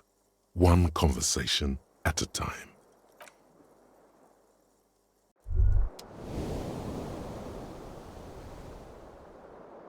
Good. You're up. Listen, there's something that's been bothering you for a few days now. Really? It's a suspicion, or a feeling really, that things are not quite in hand around here. Really? An earth-shattering deduction from your psyche. What will those guys come up with next? Every day, things seem to spin more and more wildly, out of control. The center isn't holding. And despite your efforts to moderate and contain these energies, things only seem to be getting worse. I think we're making progress. Oh, sure. You've been making progress on your case, interviewing people, solving side tasks. Yeah, they give experience. But who's focusing on the big questions?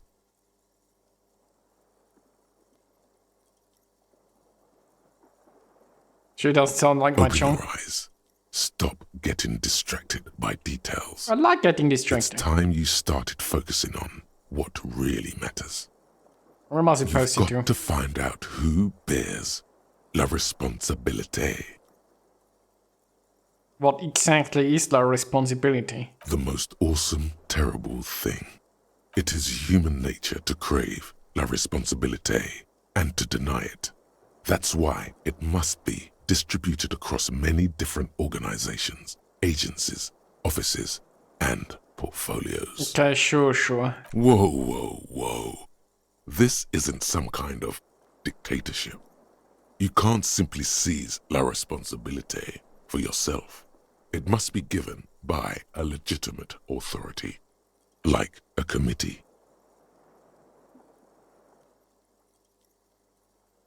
I mean, I'm not sure what my mind is talking about, but what committee? Only the most even-keeled minds in Martinez.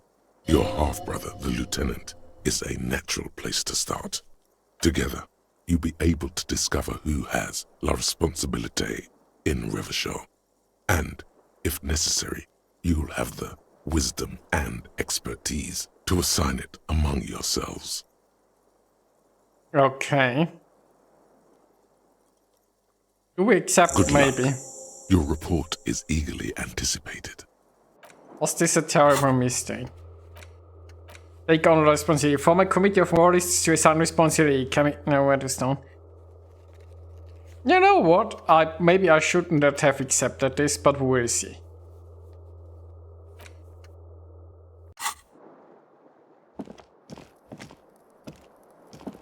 Let's get this day started.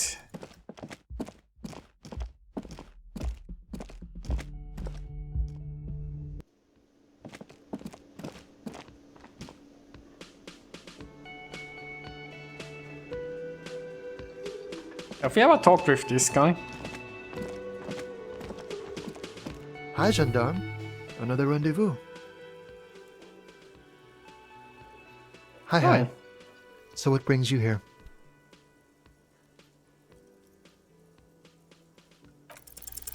It's the sports. He's a sports guy.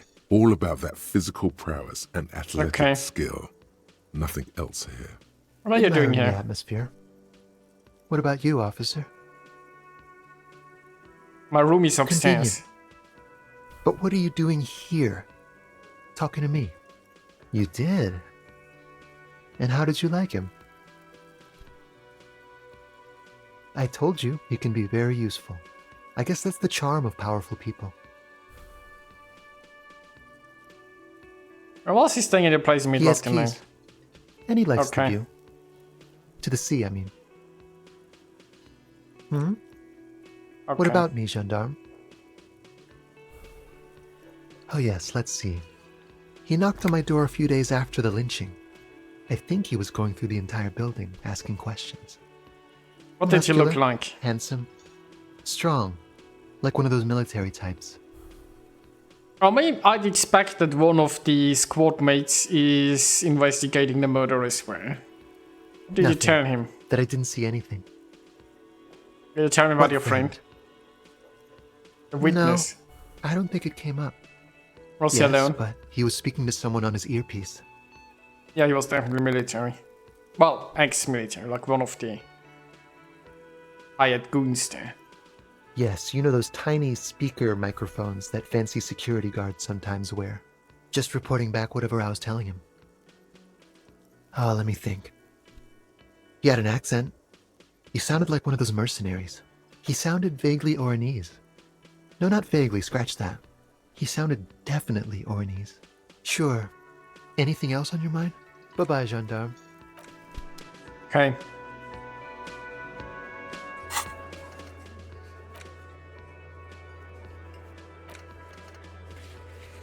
So we still need to determine where the shots come from, add even more beauty to the wall. I need to potentially get paint for that. Ask about Ruby. Oh. Yeah, we need to do that. Get the ice cream maker open. And talk with Kuno.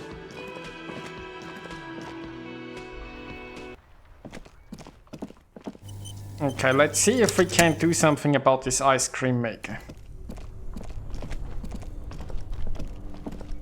This orange machine is dead still. It has a hand-crank ice cream churner and an electric. Turning the crank feels oddly satisfying, like stirring your childhood dreams. In the distance, you hear water dripping. It's all gone now. You'll never become a poet or an entrepreneur. So, Wasteland of Reality. I need to at some point come back to this. When I have more physical instrument. You know what? We could put 1 point into it. At least we couldn't do that.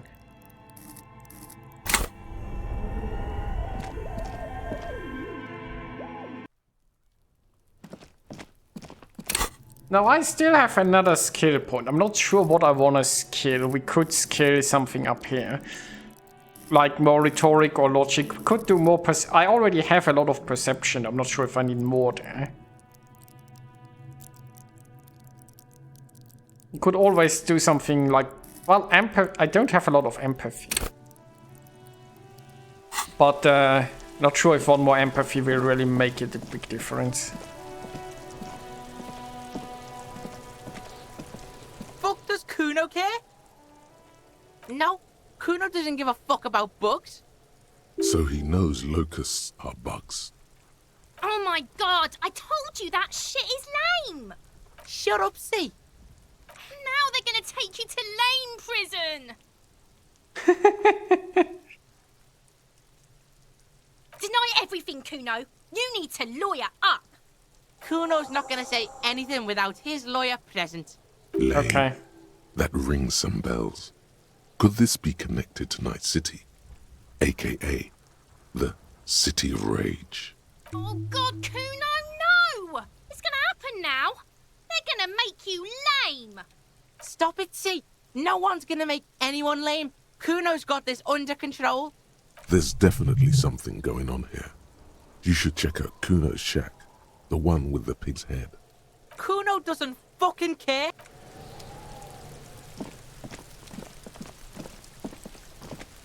Okay. That was his shack, I think.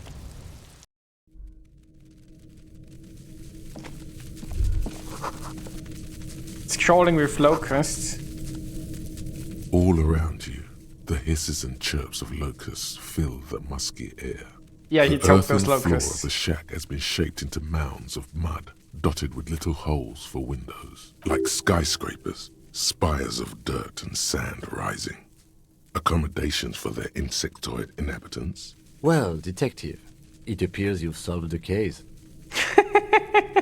It appears I did. Of the locusts. For the missing locust case, which is a sub-case of the imaginary insect case. So at least that's going well. Yes, precisely what I was thinking. Yes. I feel we are nearing a real breakthrough.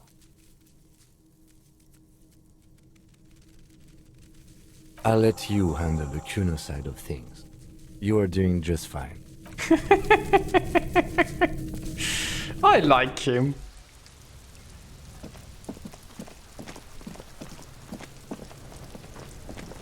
Fuck, does Kuno care? Yeah. Kuno took the books, so what? So it wasn't a phasmid. A wave of disappointment washes over you. Why still locusts? They're not pets. Don't you know what locusts are? When they come out of the fucking sky. Fucking descendant shit. Stop! You stop. It's like they're night. Locusts are like this huge shadow. Locusts coming down like a shadow. This must be the night city he mentioned. Yeah, Locust City. City of rage. City of lights. There's a tug of war over the name of his fantastical city. It's almost too big for his imagination. The girl forces herself to watch again, the corners of her eyes twitching from discomfort. Kuno, the pig wants to help you. Oh, that's how lame it is. Please just don't say you're... An artist? Maybe I am an artist. You hear that, everyone? I'm a fucking artist now. Did he just say I? Kuno usually calls Kuno, Kuno.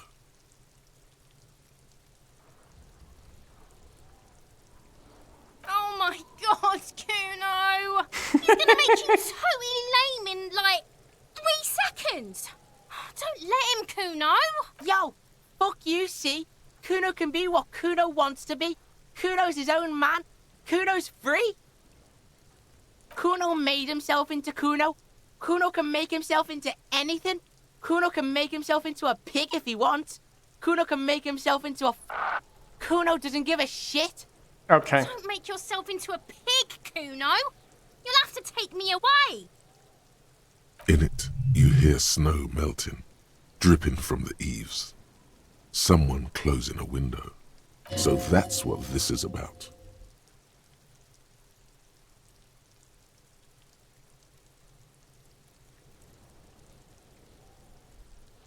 Without a word, she disappears entirely behind the fence.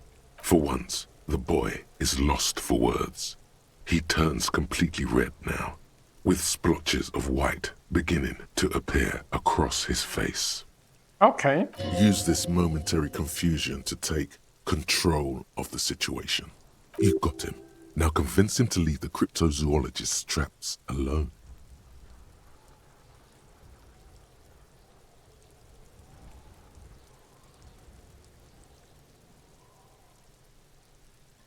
I don't give a shit. I don't need the locusts anyway. Shit is all lame now. She was right. Okay. The girl's face appears again, above the fence, just long enough to make eye contact with Kuno. Let's go and camp into the Kuno's locusts. gonna let the fucking locusts die. Okay. The fuck are they trying to catch anyway? With the The trap? Insulindian phasmid. He recognizes the name. Wait, he has heard You of him? just think Kuno doesn't know shit? The fuck out of here. Kuno's tired of this shit. Okay. Why does art inspire you so much? I don't know. Excellent question. Art is a diverse range of visual, literary, auditory, and performative creativity. It's an expression of imagination and technical skill. Additionally, it's history, criticism, and pure enjoyment. In short, art is the highest form of human communication, representation, narrative, emotion, and agency intertwined. Have you looked in the mirror lately? You have the exact features of a savage art critic, with that beard and those clothes, disheveled and prophetic. Perhaps you should try to critique architecture too. Oh, sure. Yes, I have been feeling critically. Yes, you seek substance. No vapid representations and reproductions of social mores as made manifest in stuffy biennials. We're talking real, living art here. Become the art cop. Half art critic, half cop. No, I cannot risk another cop-putty version at this point. Go away. Bravo. Continue. Then, the mediocre and vulgar epigones of the world. So what if everything is incomprehensibly shit and you can see it? Take no responsibility. This was a good call. That guy probably thinks forensics is autism too. I do have some interesting voices in my head, don't I? So we are... So currently I have a thought going that he buffs me physically. Once that thought has concluded, we're gonna try to open that ice cream machine again. Meanwhile, there were some other things. So I found this entrance there that I wanted to check out, but it was late last night. So, report of findings of cryptologists. We can do that afterwards. Yeah, we need to open this ice cream maker. The nightclub needs us to get this. Ask for Ruby. Determine the shot came from. Add more beauty to the wall. I mean, I can try to talk with this lady again, but I think I was pretty shit in whatever I needed to convince her to get the paint. Hello again, officers. Have you come to admire my mural? Ooh. Not only have you found my address, you've discovered my biggest secret. I'm a coal miner. She does have eyes that seem to be smeared with coal.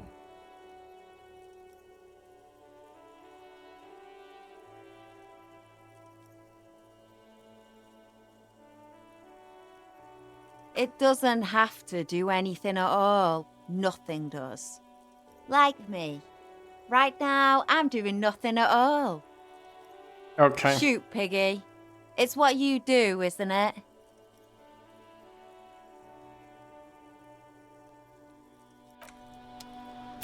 So, I'm not actually that bad at this skill. It just needs so much that not even I can do it. Let's put it like this.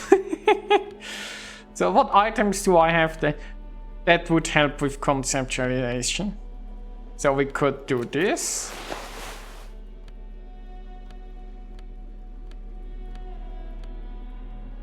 This.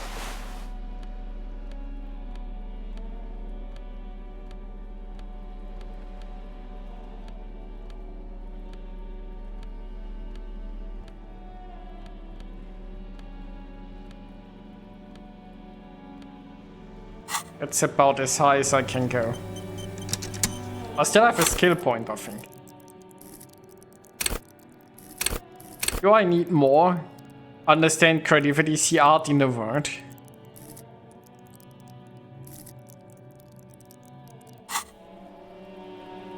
Hello again, officers. Have you come to admire my mural? 17%. Yeah, we'll still try. They do say the painter always paints his own portrait. No, it's great. That's pretty fucked up. Even for you, Piggo. What if I had some interpretive I think things? everyone would rather you didn't. You're a real sad sack. You know that? Go ahead then. Art it up. Just try not to hurt yourself. And no self-portraits. Sure, anytime. Us shit artists have to help one another.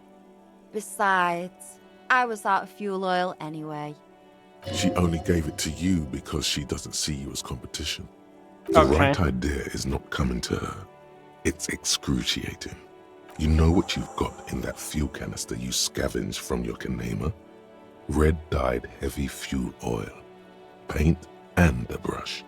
You're ready to do this. We gonna do art now. Clearly.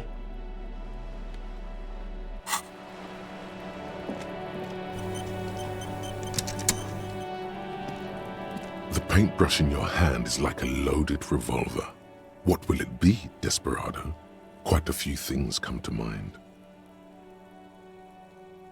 Like the police, I love you, Kuno, mother of all walls. What shadow lies there beneath the bright gleam? Joe, a 3,500-year-old pictogram of a human being.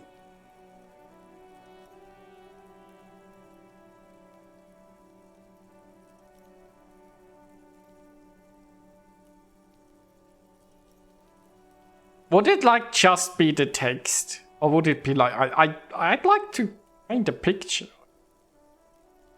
Something. What about then?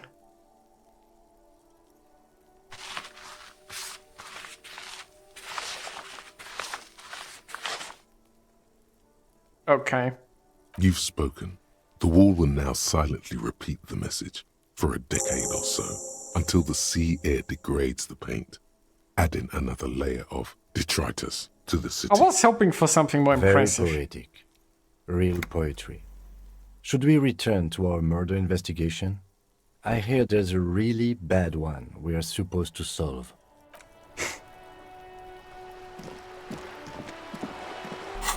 Yeah, I think my colleague was not impressed with my artistic vision here. Let's put on some armor again. Let's put on our jacket.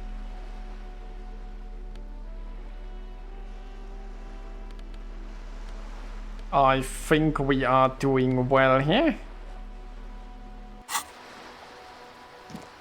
Let's actually investigate the murder now. How about that?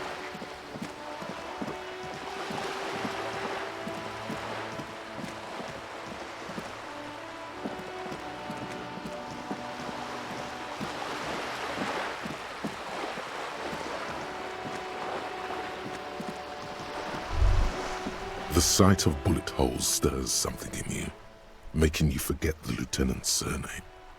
The faded marks are too degraded to draw any forensic conclusions. Just chips in the sandstone. They look pretty ancient. Where?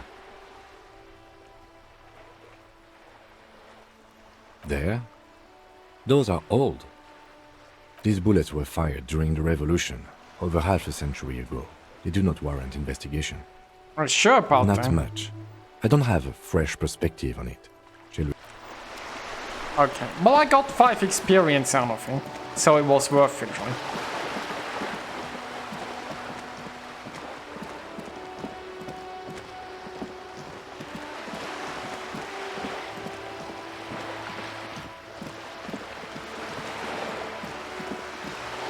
So is there anything still here in this area?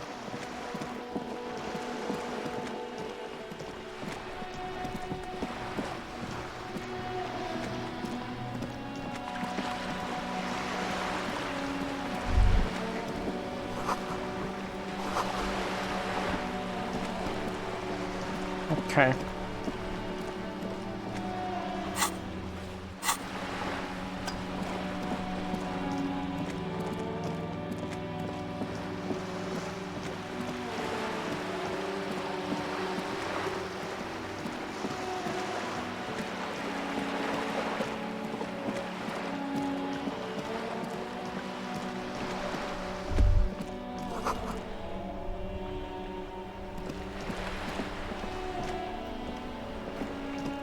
The purity of snow always reminds me of the purity of a man's soul. If he's got... As Rene turns from you to his partner and back, the medals on his chest rattle and glare. He keeps his spine straight and his ribcage lifted, displaying them proudly. 2. The larger one is shaped like a cross, while the smaller medal resembles the sun. A crowned head in front of 2 crossed rifles. The medal hangs from a blue striped triangle. the Croix de Bravoure, Cross of Valor. The cross was the highest battlefield decoration in suzerain's armed forces, awarded for exceptional bravery in the line of duty, in service of King Frizzle I. A small blue star inside an orange sun. It has the word Valiance written below. The setting sun was a decoration used to distinguish seasoned combat veterans in service of King Frizzle I during the Revolution. For bravery.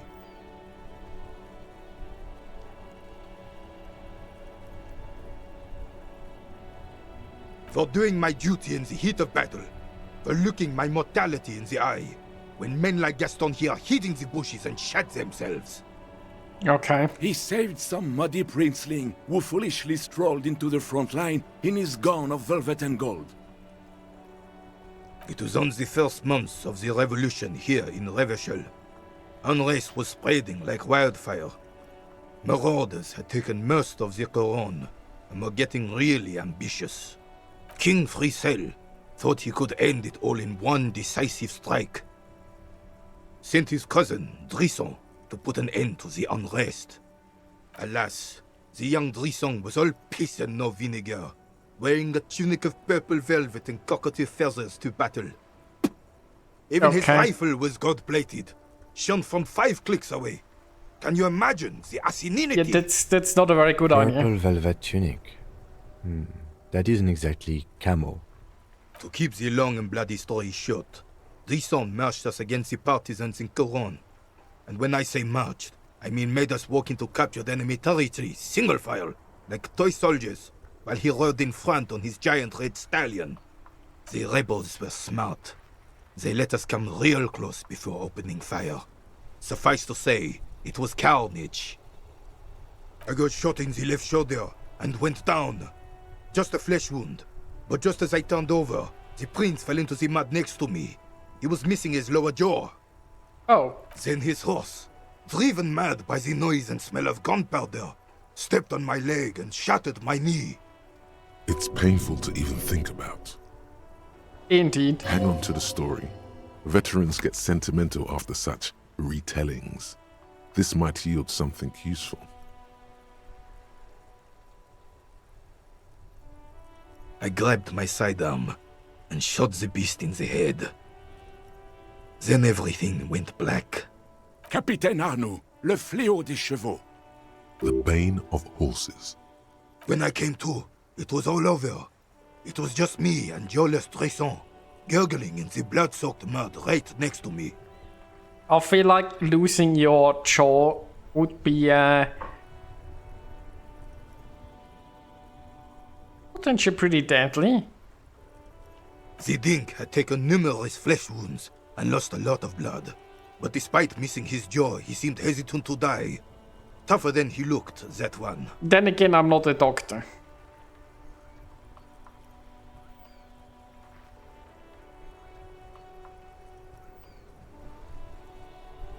So I grabbed the dink and started crawling. Kept going until the 59th Cavalry picked us up.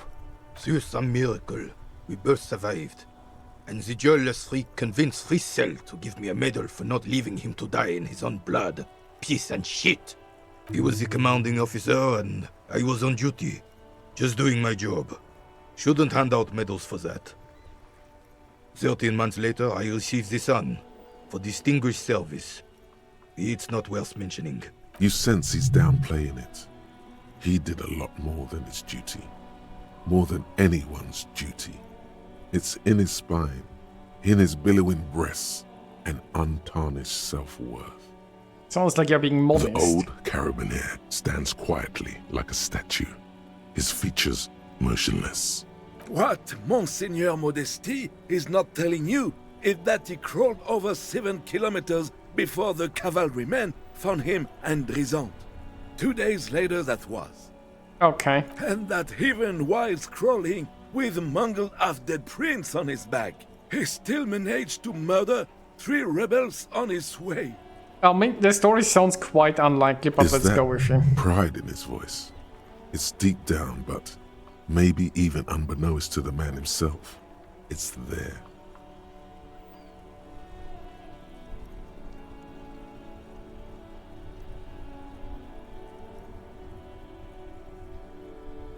Maybe, but also bear in mind, officer. They don't hand this out for anyone with a service record. Oh no, you have to get shot repeatedly. And you need to get your hands bloody too. Really, really bloody. Do not speak of what you know nothing about, Poltroon. Duty is something you will never understand. Well, thanks for the story. There were many such stories in those days. Many such men too. True Revacholians. Men with backbone. Oh yes, René, yes. Men were bigger, girls were prettier, and everyone wore the fascia. Lord, please bring those days back, if you can. Do I detect some sarcasm there? I'm not getting into this with you again. Officer, was there anything else? You should try to come up with a heroic story of your own. Impress this old soldier. Let's not invent a story. That seems kind of rude. Wait, what's happening here?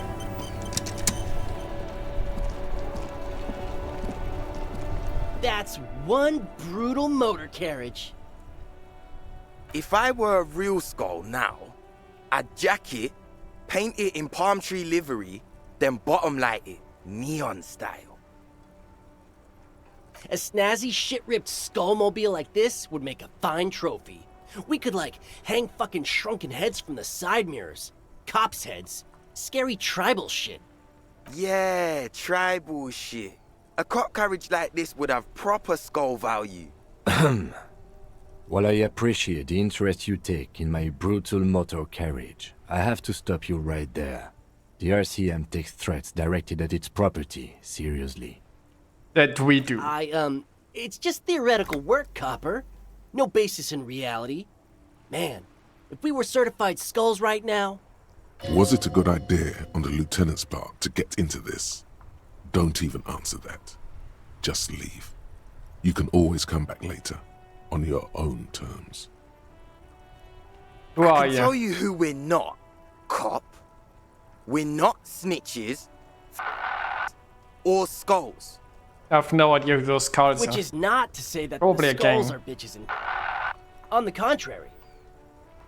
The part of this presentation you want to take home with you, cop man, is we're not part of the skulls yet.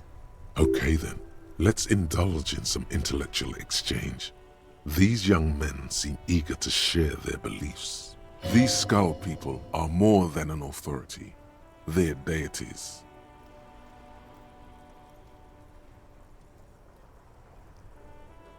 Cindy the... Who was Cindy? What You is don't cars? know? What kind of cop are you? It's not a question. Don't get into it.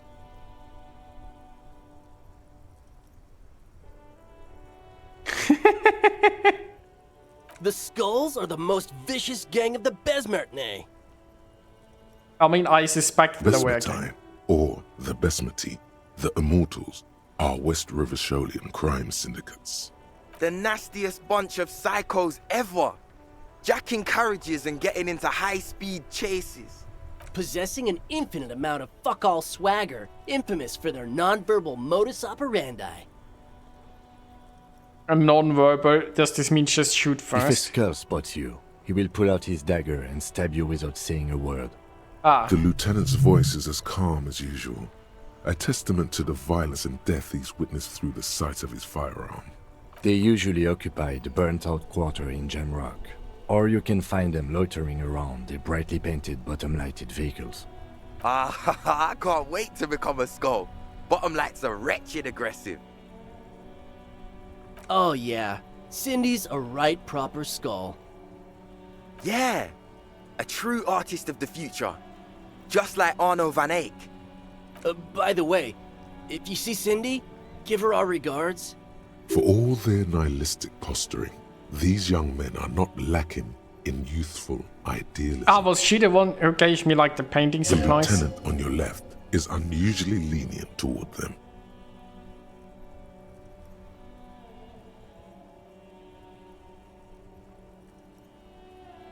The Union does their share of policing in Martinez, at least where gangs are concerned. That's why there isn't much organized crime around here. Apart from the unions themselves, of course. Yeah, I was just thinking that. I mean, they are just the crime syndicate in town. Don't you worry about that. We're gonna make up for the deficit. Yeah, we are. We're not franchise skulls. Well, not yet. Once we get our name out there, we'll have a chance to join them. Because we can be just as psycho and vicious. You'll see. Okay. You'll see for sure once we're in. It's the last thing you'll ever see before the void consumes you. Throw him off his game.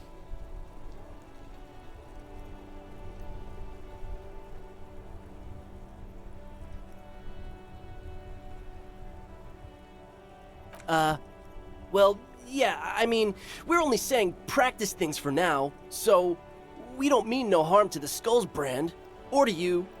This is definitely something the Skulls would say, but we're not trying to encroach on the Skulls brand in any way. On the contrary, we're just here to market it.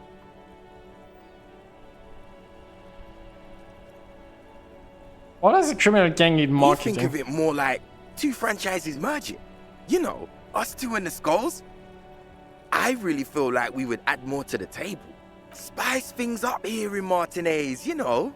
Get the old machine of pain and suffering oiled up real good. I think there is something wrong with your brain, buddy. What would these guys have to offer any organization? Whatever, man. Work is for pussies. You wouldn't get it anyway. Hey, we could be just as hard. Like pavement on top of pavement. Or a brick on top of another brick. Or a grave on top of a grave. Yeah, sure. People like to stack graves. These kids have the vocabulary, but might be missing a brain. Yeah, my thoughts exactly. Wouldn't a grave on top of a grave be just a big hole? What's hard about holes? Filling them up, baby. Old man, it doesn't matter. You'll be long gone before his greatness is recognized. A young woman kneels on a sheet of ice, as if looking for something lost ages ago. She bends until her right ear touches the frozen water. She listens to it crack, slowly. Holy shit! That's even older than I thought! You're fucking ancient, man. Yep, old as fuck. Yeah, man. It's like at death's door. No wonder you know nothing about the future. You won't be there. Hush. Mm-hmm. Murder? Yeah, sure. We'll gladly tell you everything we know about it. It was a man. Also, he was hanged. He was hanged from a tree. Really? Yeah, I mean, duh. These punks don't know anything. Let's just move along. Hey, stop right there. How does one know anything? Ah, this sounds like epistemology. A field so occupied by thought that it begins to question thought itself.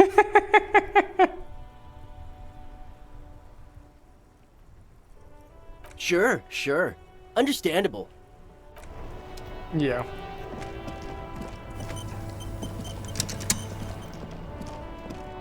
Okay, so we are going... Actually, I could... It's a quick show for me. We are gonna go over to the waterfront.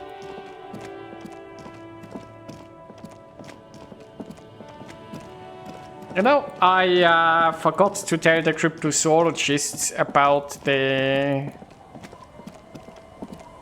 kid that took their stuff.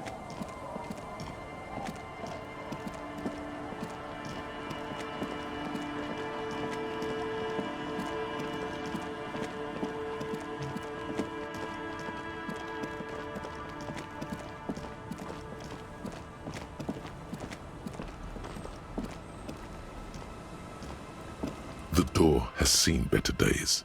The layer of paint has started to peel off due to the salt and wind from the sea. Even the lock looks slightly rusted. I'll wait outside to give you some time and privacy to check out your new living arrangement and look for any signs of Ruby. But just so you know, after we are done with the day, I'll still be staying in the Whirling in Rags for the night. We'll meet in front of the shack in the morning. The key turns with a satisfying click. You can enter the shack now.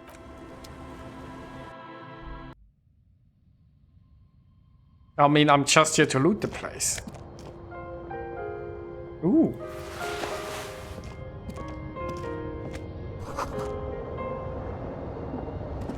On the table, you see a bowl of water, a rough soap, and next to it, a small hand mirror. A straight razor soaks inside the wash basin. The water reflects back a vague image of your face. Nose bulbous and red, hair unkempt, wrinkles lining the eyes and forehead. The stash is gigantic. A fresh start looms ahead. Clean yourself up and be born anew. I mean, I'm not sure why shaving needs a skill check, but let's not do it. I'm A brisk probably gonna coastal cut wind myself. still howls against the window of the shack. Occasionally, the waves crawl in under the foundation, producing a low hum. The room feels muffled, like you pulled your hat over your ears. Outside, it is cold and windy, but you're inside, and it feels safe and warm. What is this place to you? A forward base for the coastal part of the operation. Overhead, you hear the forlorn shriek of seagulls. Far below the birds, a wooden boardwalk filled with abandoned stands, tables and benches.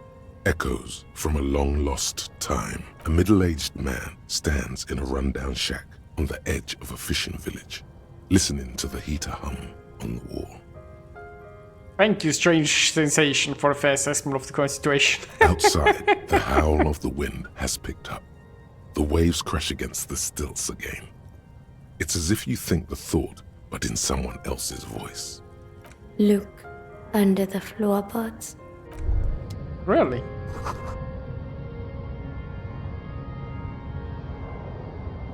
As you look at the floorboards in this corner of the shack, it's clear one of them isn't quite level with the others. The edge of a floorboard next to it looks scratched. Hollow space underneath the floorboards is dark and damp. You can barely make out the mixture of sand and sawdust below. Nothing particular catches your eye. Looks like more reeds.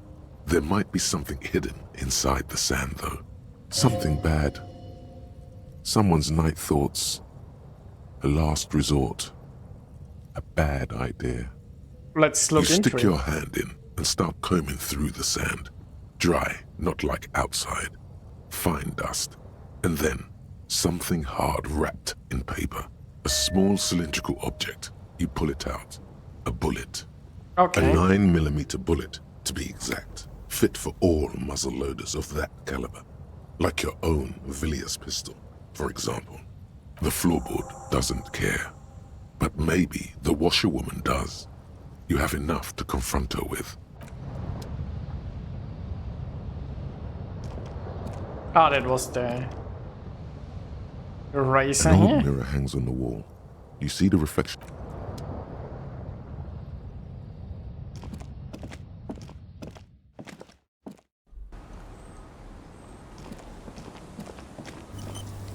Why was there a bullet in a floorboard? Our tenant, the policeman.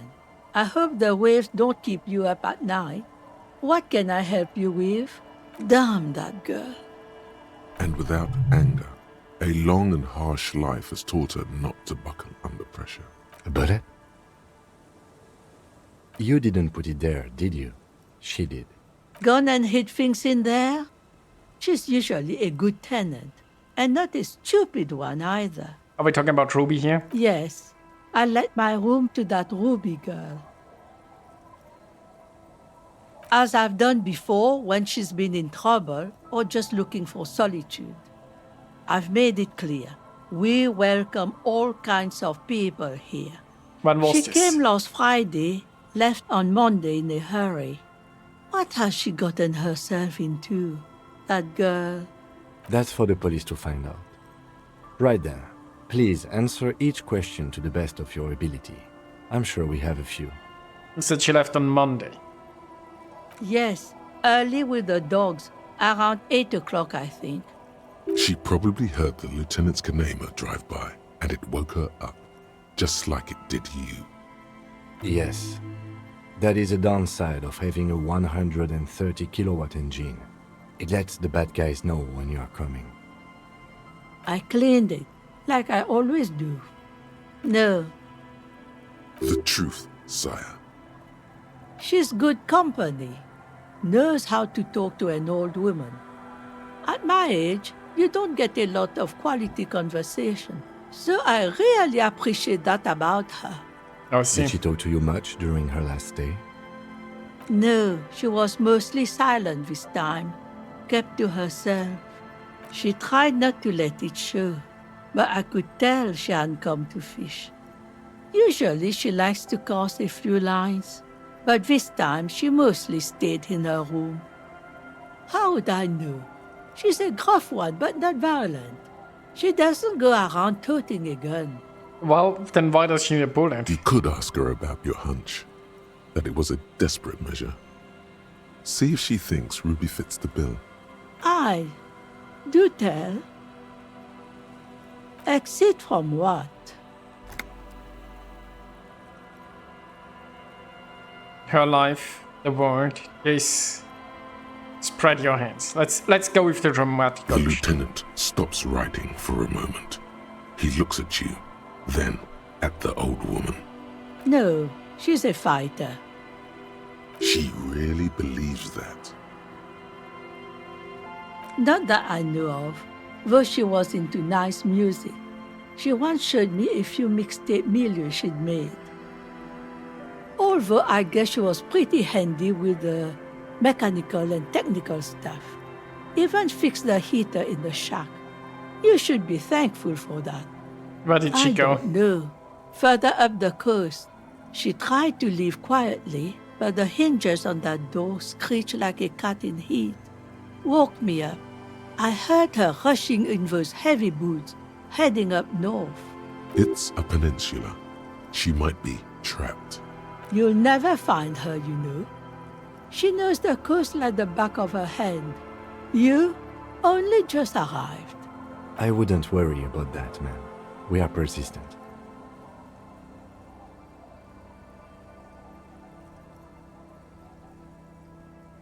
Are you sure you'd rather stay here?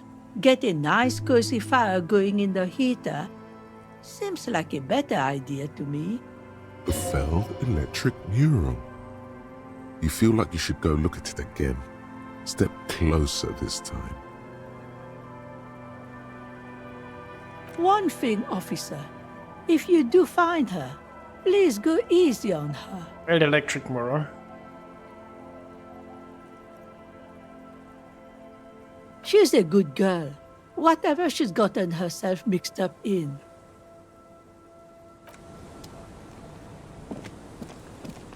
So, I think that was the thing on the wall up there. So we could, before we do that, right, there was this bunker door that I've walked past because wasn't really much time left last night.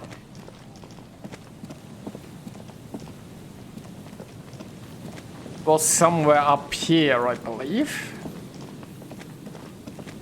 So we will investigate that first, and then we go to the mural on the electrical building, I guess.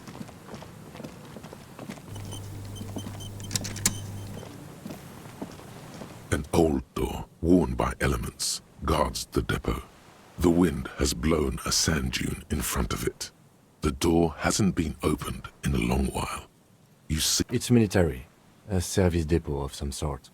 Probably something that is no longer there. From here to the whirling, I can't see how. The church is in the way.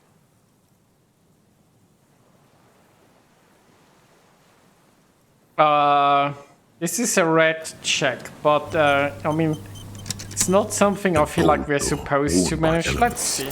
You rattle the handle a bit, then push on the door with all your weight. It does not budge. Not only is it locked, it's also jammed shut.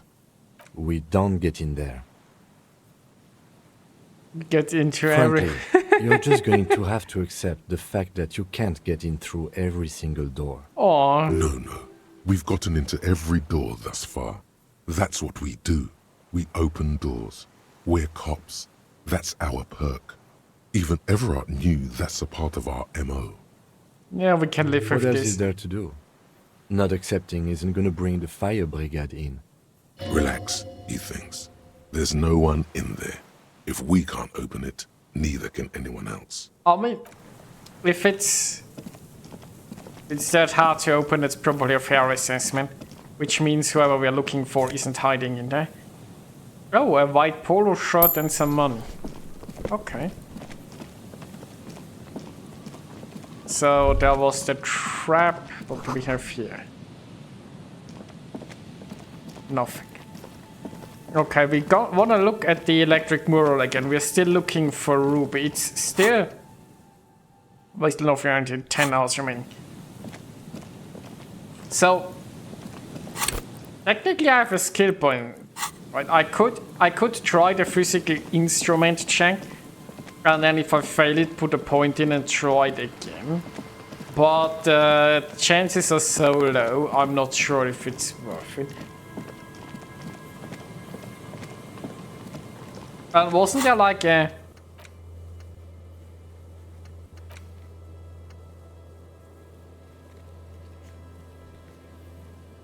When the right tool or ask one of I mean, I feel like I have the right tool, but for some reason it's...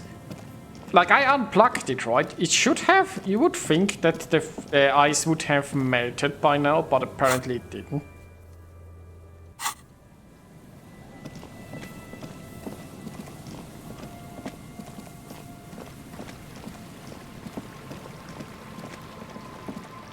I mean, I could have unplugged the fridge as well, but I'm not sure what that would do. So I think we need to go up here, right? Or did we go up there?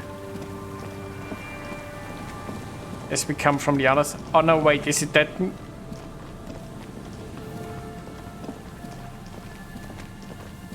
Was that the electricity station or was it the other thing? It says look at the mural again. You see a once bright mural towering above you. Okay, that's the right one. Has peeled off over the years, but you can still make out Feld Electrical R&D. A slogan used to intertwine with the loops a long time ago. Now, only a shadow of peeled letters remains. It says, tomorrow is just a whisper away. Above the mural, a collapsed roof, broken windows set in walls that are cracking and will soon also fall, and the coastal breeze rustling and sighing in the remains of the edifice. Feld Electrical. How ironic. All these dark rooms. There's something in the wind. Sometimes the only way to go forward is to fail first. Could Ruby be in there? She could. Or she could be in the identical room over there. Or in that boat shack. In that church tower, maybe. Why single out this one building? Maybe we could, you know, ask the man who's pointing at the building. Great idea.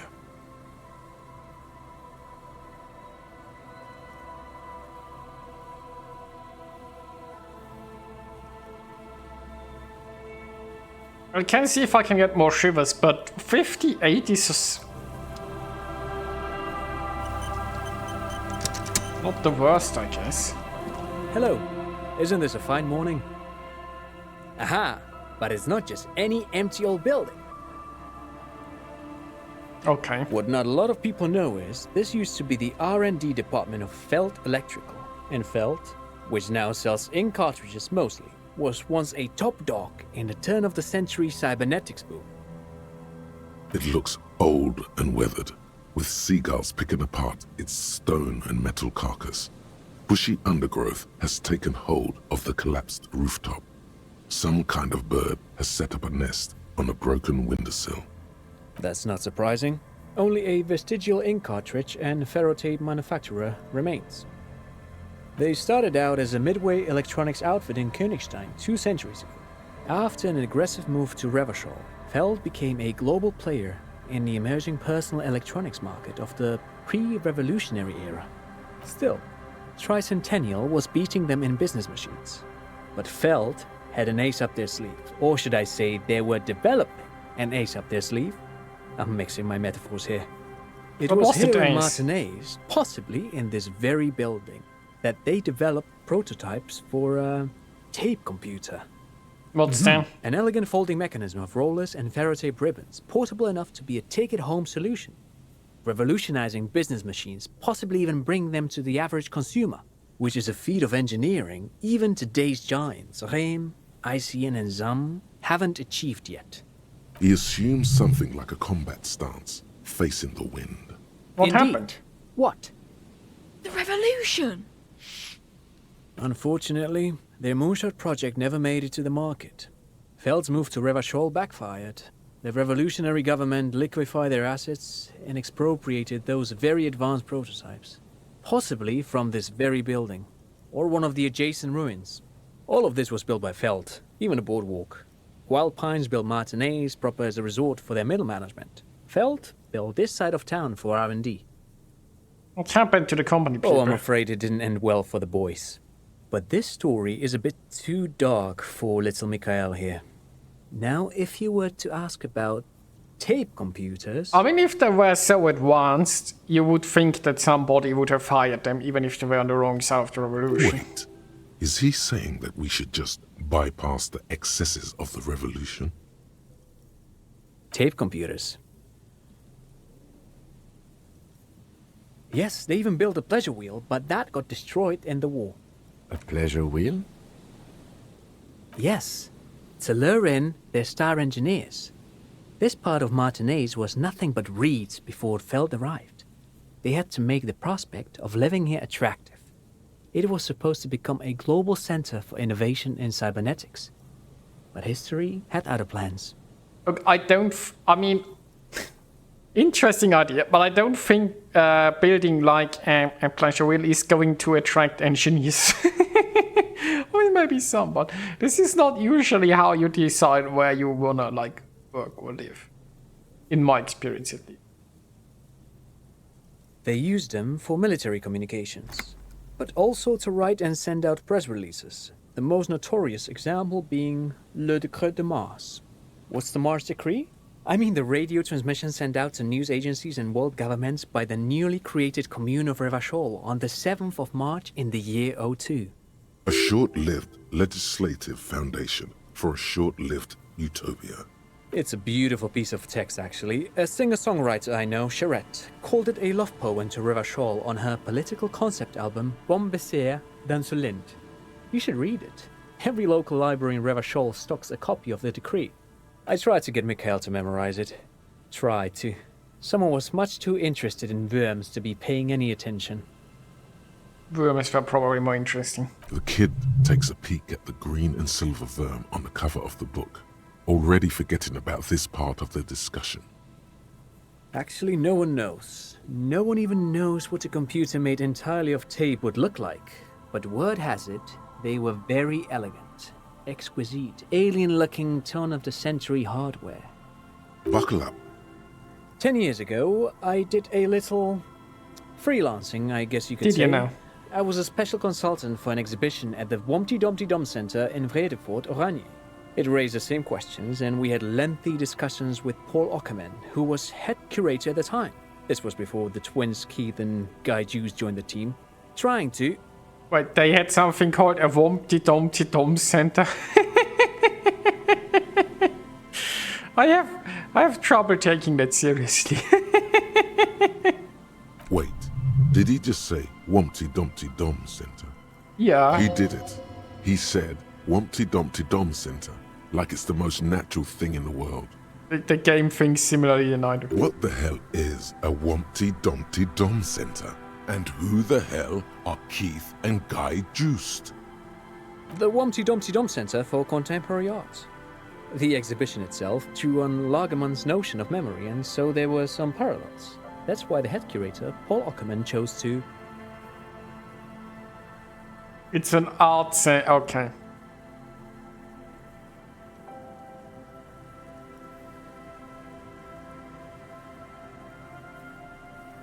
Actually, I think there is. No, it's too much. He's joking. In fact, I'm not.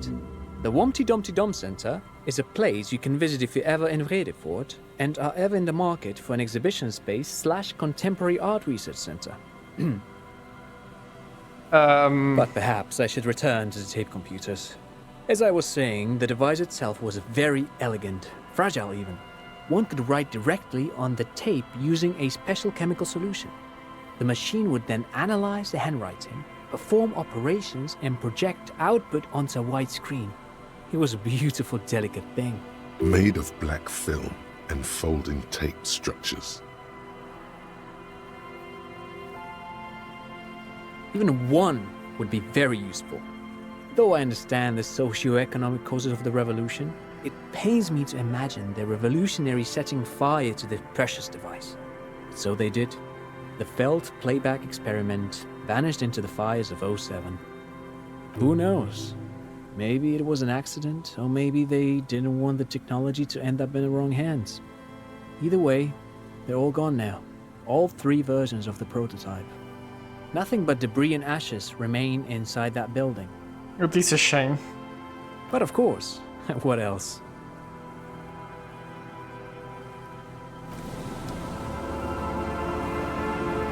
So we gained a thought about the Wompty Dumpty Dum Center.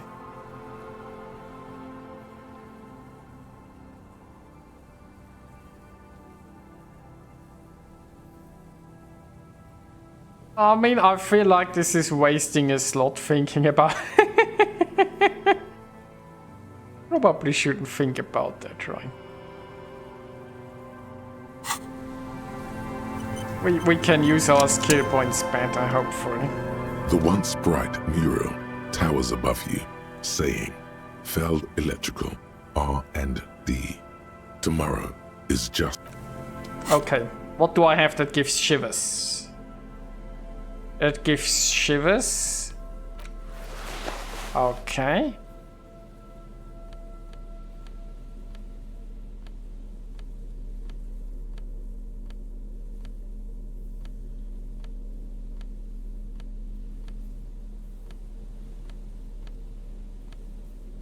I have a feeling I don't have too many things that give shivers. That gives shivers.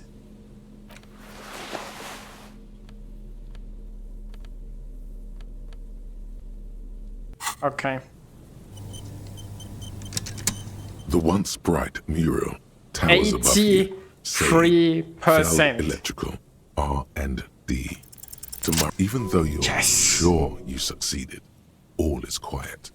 There is no cold hand brushing against your forehead, no rustle in the reeds. The wind has died down. The ruin in front of you is silent as a tomb. Okay, so... Did this skill check not actually do anything? Trying to talk to the wind, the city, whatever you thought would happen did not. And now you're just standing there, in the pale of the morning, with your hands fallen to your side. Okay. Is trying to talk to the city something you've done before? Is it in your secret repertoire? A trick for when you're out of ideas? So I managed a very tough skill check and now the voices in my head are mocking me. A prayer of sorts. To Revachol. How do we? I was really hoping she'd be in the village. Okay. She's probably north of the village, and this place is a peninsula. We already scanned most of the outdoor areas on our wild cryptid hunt, so we have an understanding of the geography, at least. See the cryptid hunt help. And then there's the church. We've already searched that and can rule it out. I know it doesn't feel like progress, but exclusion is a step too. True. Anyway, we do it the old-fashioned way, sector by sector. Go over the whole peninsula, ask the locals, enter the places where we can enter first, like we did in the village. Then, if we're desperate, we can look where we can't enter. Bunkers, storm drainage, this place. I'm sure it won't come to that. Walk the coast, the old boardwalk, the reeds. You can always come back here and talk to the wind again. Look where it already got you. Buckle up and raise your collar. This search is going to be wet and cold. Listen to the wind again.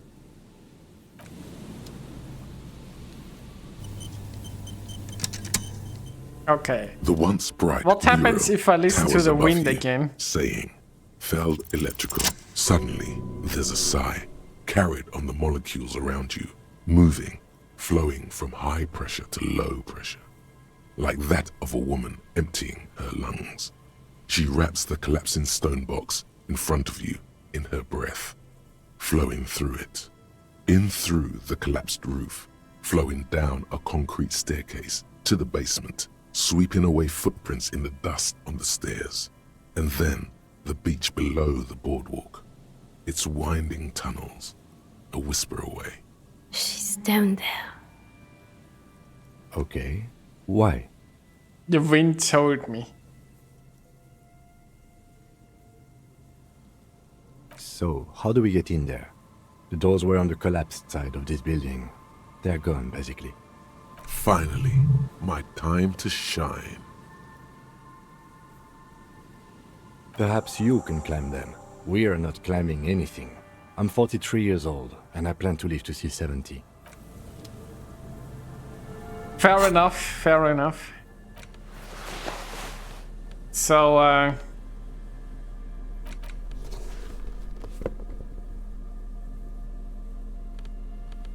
It really looks ridiculous having that multi-tool there in my hand. Oh, what do we have here?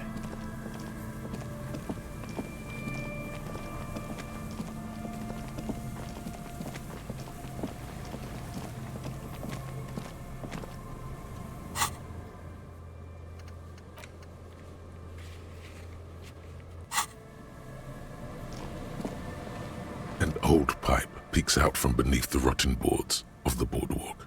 Could this be an alternative path into the Feld building? A building like this must have multiple doors serving various functions, perhaps a basement access. Your eyes slowly begin to adjust to the darkness inside the drainage pipe. The lieutenant looks over your shoulder. Could we get into the building like Given this? that this isn't a martial arts thriller, it's highly unlikely, and not without risk to our health either. However, It's a shame. The pipe suggests there may be an entrance to the basement around. He means the pipe must be coming from somewhere in the building. And it's right here, a maintenance door. Oh yeah, big boy time. This needs you to put your back into it. A thin layer of snow gleams inside the pipe. As your eyes adjust, you see some trash. Crumpled up newspapers, cigarette butts. Someone has half-heartedly spray-painted skulls on the right side. Oh, those guys. And nothing. Broken glass from bottles thrown against the walls of the pipe. A syringe. Yeah, I'm just not very good at physical instrument checks. You and the lieutenant lean all your weight into pushing the doors apart, but you're not quite synchronizing your efforts. They slam shut again before you can enter. We're not very good at this. Let's take a breather and try this again later. It's very tough. It is. That's the excuse we are sticking with.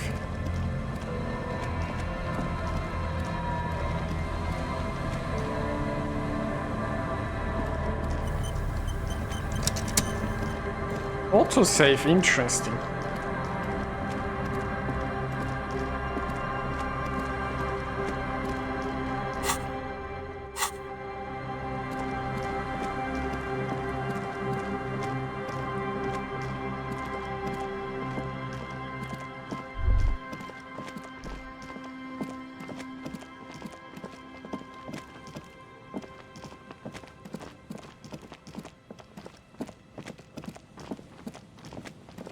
So I'm thinking we could tell the crypto guys that we figured out where the locusts went. I think I've leveled up physical instrument earlier, so I could do the check in the basement again. And then if I fail, I put another point in, because I actually have 2 points, right? So it wouldn't be a big deal. Now, can't we like fast travel from here? Or do we have to be a bit more in the village? Now we can fast travel. So we go here.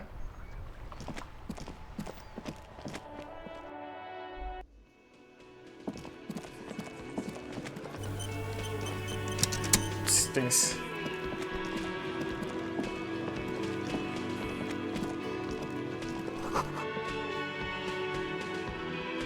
While surfing flies, you can see through them. Okay. I'm not sure why that was relevant, but we figured it out. Like the Hello, detectives officer. we are. I think I almost have it. A new trap design, that is. I know you're skeptical, but I have a good feeling about this. So it was just a child. Thank you for telling us, sweetie. This is good news, right? It means we can try again. Sure. She acts chipper, but something's changed in her tone. A hidden worry. Something is secretly gnawing at her confidence. It's not this Kuno kid or the missing locusts. It's something else. Yeah, you're right. We just need to restock the empty trap. Then we'll need to inspect the traps one more time. And then maybe we can. He has a 38-degree fever. His resilience has given way. Darling, I told you to take it easy. You're getting sick. Maybe it's time to go home. Yeah, maybe. You're right. We can come back next season, when it's warmer. Good idea. There won't be a next season. Not for this. Find a phasmid or admit defeat, people.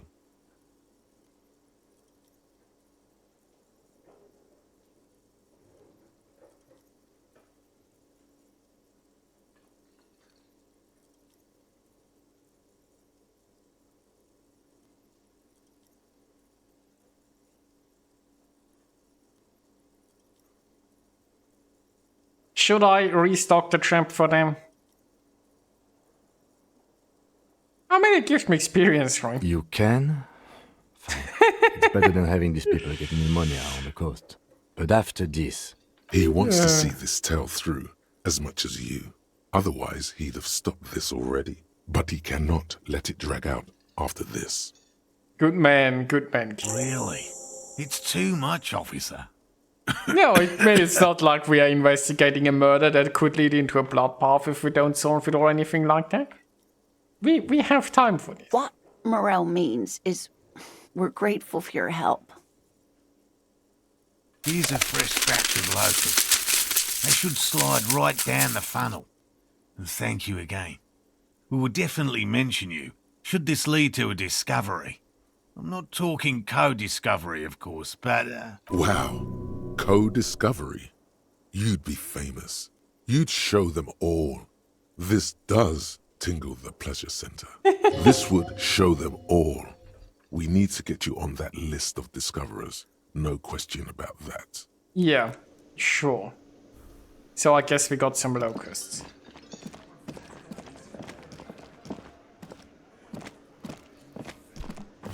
By the way, did I still have a skill check with those guys? Again? I can't believe this shit. He might be wearing a disguise. You know what it is. It's like the two of you know each other. Just ask him. You know me from somewhere? I definitely know you from somewhere. Yeah, I mean, he's a fellow officer from the same precinct, isn't he? Another life. Yes, from another life. A different life. Maybe the life of a police officer belonging to the ranks of the... To what station do you think you would belong in this alternate and totally fictional reality?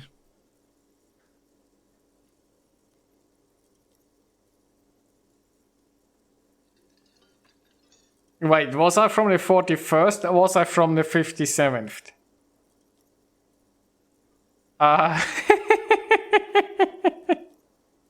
Could I check this? So, done.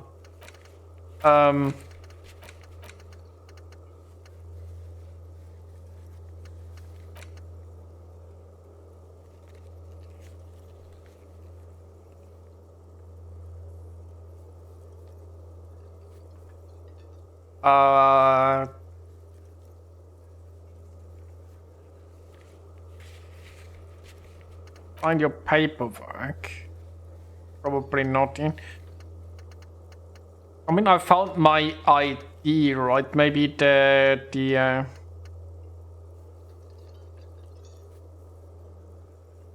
was that a quest? Did the quest log tell me where I was from? So I think one of us is from the 41st and one is from the 57th, right? Like me and Kim. So I should be of one of those two. I think. But I'm not sure which one I am from. Which, you know, is a bit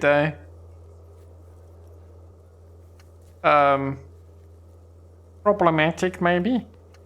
Yeah, there was track down against, but once there, like, track down your badge.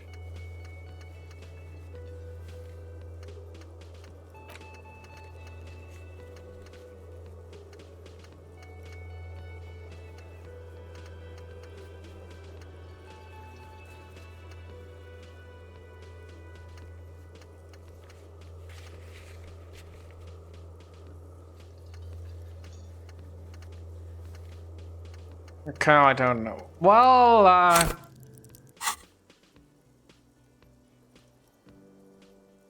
is it the 57th? I think even in this fictional reality, the 57th would still be my station. Damn it, I picked the wrong My one. condolences. Go ahead. Have another guess. Okay. That's plausible. That's entirely plausible. Now we're really getting somewhere. Somewhere good. Let's talk more about the hypothetical station you mentioned. So what would our relationship be in this alternate universe? Let's be crazy. Let's say you and I are partners. How's that for a thought experiment? Kim's cooler than you. I'm sure he's fucking flattered. But Kim is not part of this thought experiment. In this one, we're partners. The lieutenant is silent. Would you now, or would I be cramping your style? Never mind. Partner.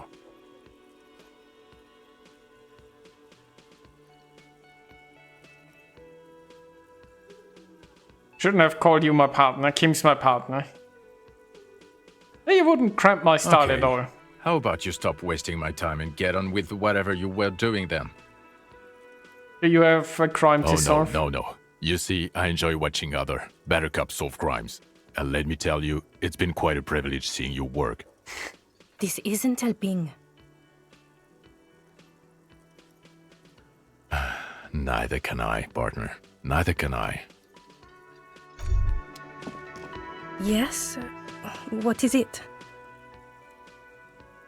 Did you like it? That was pretty good, Harry. Wasn't it, Jean? That was. Yeah, that was absolute shit, if you want my opinion. Drunken shit. Haven't wanted anything to end this badly since I had cluster headaches. Horrible. Truly horrible.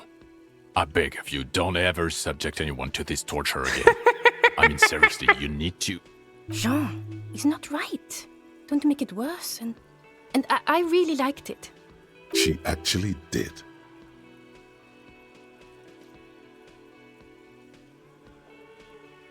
The blue uniform is playing on us. Okay. Okay, the man with the sunglasses and his hypothetical Station 41. Weird, right? No, it was perfectly normal There's in my something world. missing here. Something you can't put our finger on. You know what? Just ask him. I know it sounds crazy, and you'll probably get I mean, he is clearly someone still. from the same station as I am. And the way he talks, he was probably my former partner. And I assume there was quite a bit of bad blood between them. Just you know, throwing it out there. Yes, just cross it off the list. It's probably not true, though. Yes, so from the same station. Again? He might be wearing a disguise. Probably from the same station. I'm going to say no. Just to see what you'll say to that. What'd you say? Okay. Jean, he said okay. Give it a rest. Okay, I was clearly wrong. He is a firefighter, male nurse, animal control agent, something of that kind. Not a cop. Go on with your cop work. Don't let me stop you again. What, you know, okay, good talk, good talk.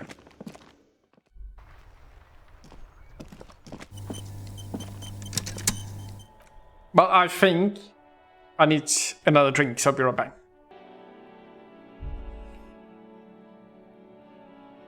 I've decided it's time for some Bowmore.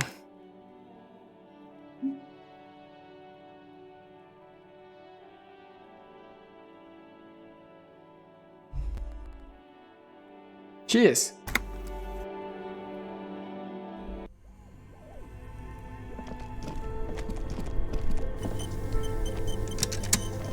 This orange machine is dead still.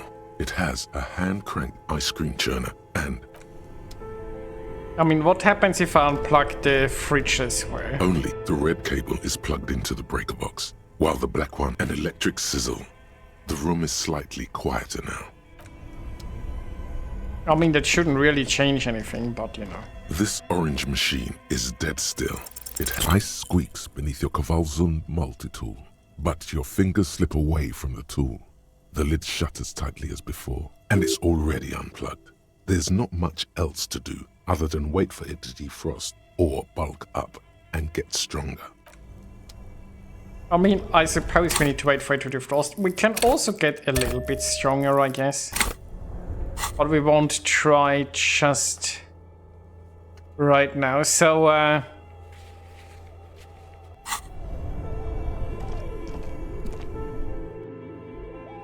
we are still looking for Ruby, and I need to fill up the Locust Shrine.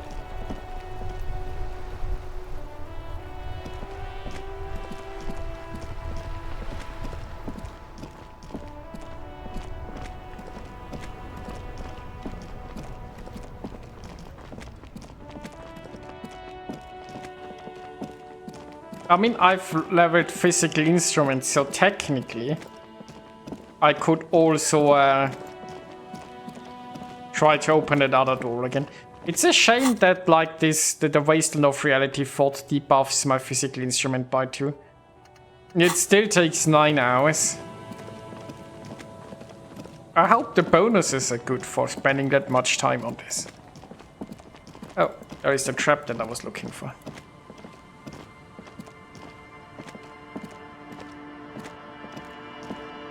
The trap stands empty amongst the reeds, powdered with snow. No insect sounds or movement around. The locusts, dazed from being transported, slowly begin to acclimate to their new surroundings. They're not really going to get the chance to get comfortable here. Good, now that's done. When do you think we will return to our impending apocalypse of a murder investigation? Don't answer that. It was a rhetorical question. He doesn't want to. But if there is one more cryptozoological runaround, he must force the investigation back on track. This better be it.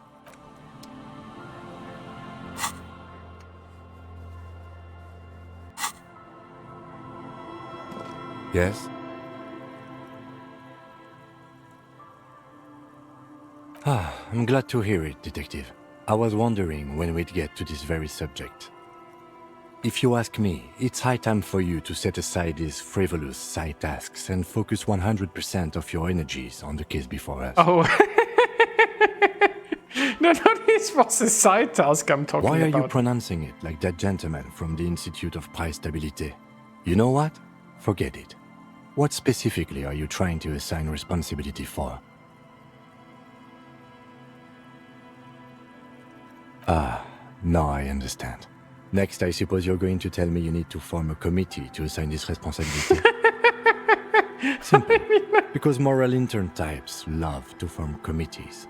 In any event, I am just a humble law official. I may work under the moral intern's umbrella, but I'm certainly not qualified to serve on any committee. You know who might be, though? That Mr. Villodrons, the gentleman you met in the young man's apartment. If I were trying to get in touch with the coalition, I would start by seeking him out. But first you might need to speak with his young companion. Now, was there anything else?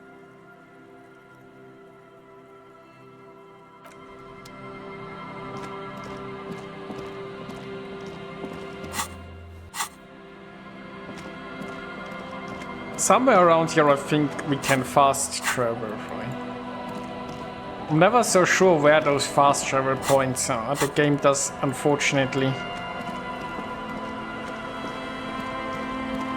Maybe here? Ah, yes.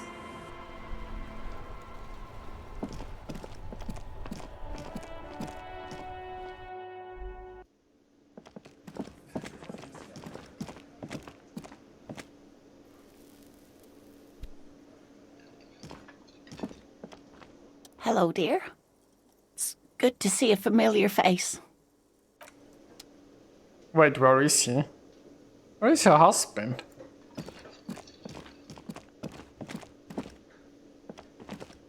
Shouldn't he be here too?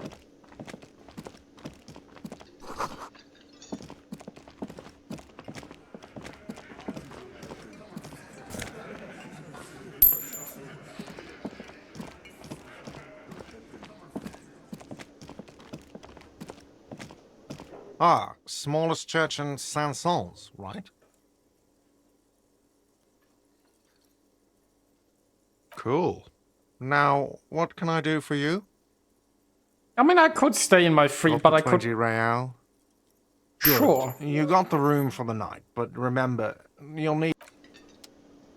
Not sure if that was worth it, because I could stay in the free shack, but let's stay in the hotel. You know, maybe I have standards. So where is her husband? It says... Husband, report to Lena in the whirling. Ah. Hello, dear. Ah, yeah, I restocked the Good to empty see tray. a familiar face. Thank you for doing that, dear. Morel still isn't feeling well. I convinced him to stay at Gary's to get some rest. I'm afraid the cold has really gotten to him. I'm sorry, dear. You've had to drudge through them so many times. Such is field work. A young person's game, as they say. Her voice is shaky. What is going on here? Morel will eventually, or we'll talk Gary into going back out, perhaps. The lieutenant stares at his shoe, caked in mud. He doesn't say anything.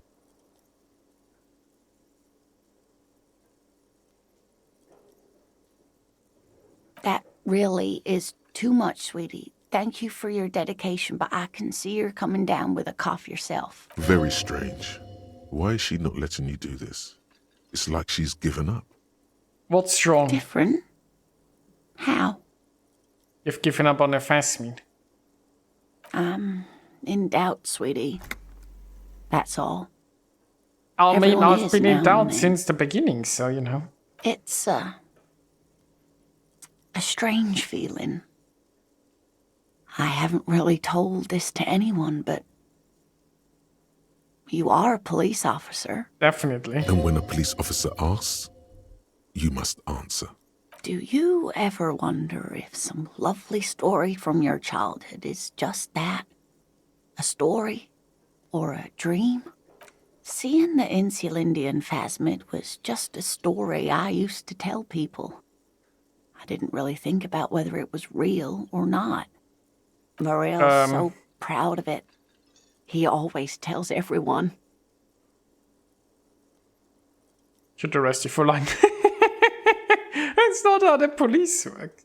They're saying you made it up. No, at least I don't think I did, but Morel was so eager to believe my story was evidence of the phasmid's existence, that I'm some queen of the cryptozoologists.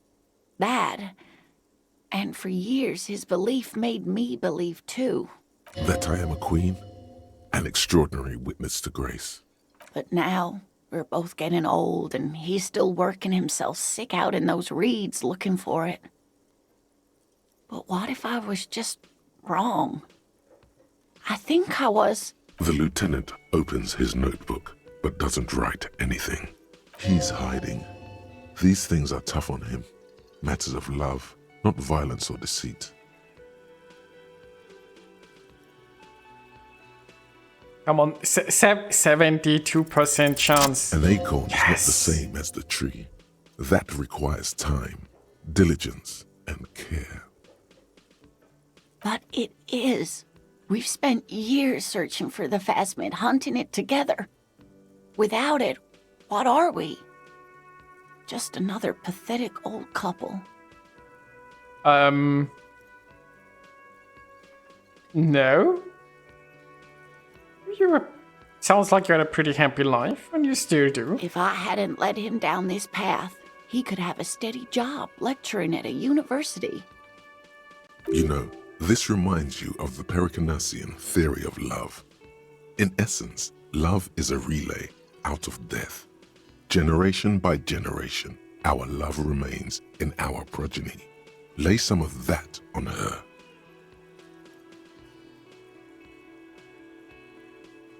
Oh, sweetie, I don't think the Pericarnassians were thinking of people in my situation. I was a paraplegic before we met. He didn't know before I arrived, on our first date. If I weren't the queen of the cryptozoologists, if I didn't tell him that story... No, that's no way to think. She has to swallow to relax her throat. It's keeping her from talking. Maybe. But then why do I not dare tell him? I've wasted enough of your time with this drama. I really must stop talking about it lest I start crying and waste more of your time. What you have to know is the Insulindian phasmid probably does not exist. A shocker. Let us fools chase our ghosts. There are a million better things to do with your life. Like solve for Are murder? there? Some of the other things are pretty bad.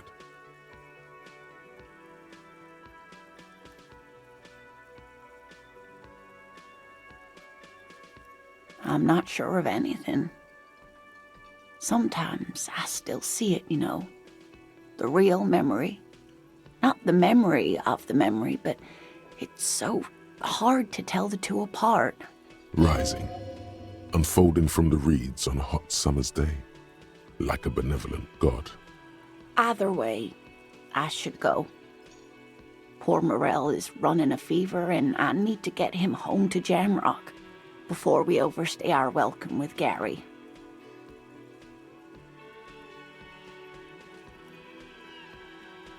You too, sweetie. Thank you for everything, truly. Even though it turned out to be a waste of time. Yeah, it got me experience. A lie. A fool's hope. Say like that, she drives off. The gas engine putters quietly as she gets to the doors, then pushes them open. Outside, it's snowing. We should go to... Somewhere out there, a kilometer to the southeast, a gust of wind shakes the felled building, rattling dusty windows, beckoning with strange coldness. To ask the wind once more.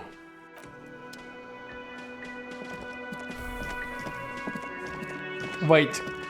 Does the game want me to? I mean, I can talk to the wind all day long.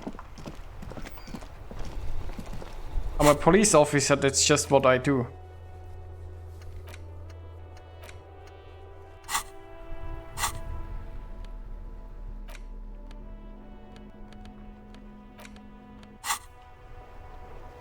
It's just how we roll.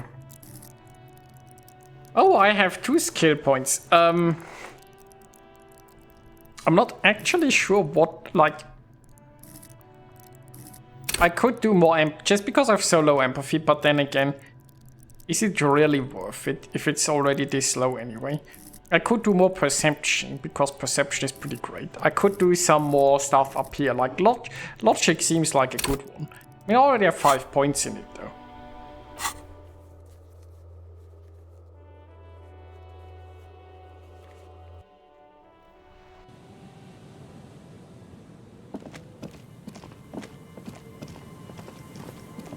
I guess first we wanna talk to the wind. Somehow this always reminds me of how was it called? The King Killer Chronicles? The name of the wind.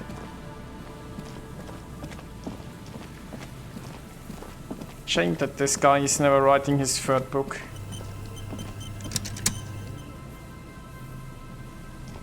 Oh, maybe we don't talk to the wind again. Leads to the rooftop. Some of the rungs are missing. Yeah, That doesn't look good at all. The distances between the remaining rungs are rather wide. You'd have to use the mounting brackets. However, they seem corroded and the peeling rust is razor sharp. In addition, the first rung is going to be tough to reach. It's what, 3 meters above the ground, and you're 180? Not to mention that the roof is collapsing and the wind gets pretty brutal up there.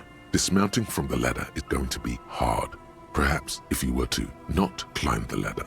Instead, what if you were to reconceptualize climbing the ladder? Wait, what? Astral projection. Be open-minded about this. What if I just... Teleportation is not a thing.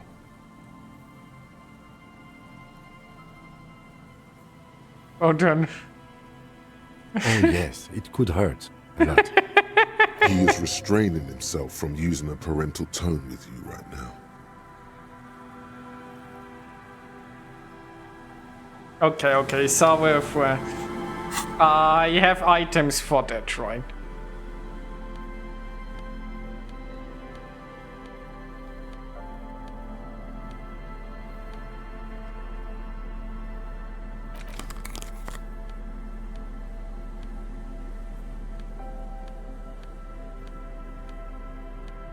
You watch me teleport.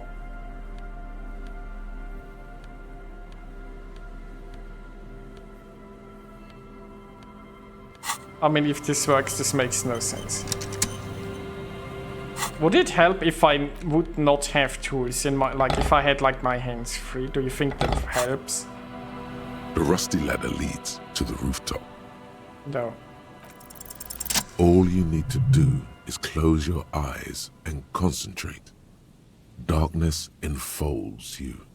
You can feel the distance between the bench and the first rung of the ladder.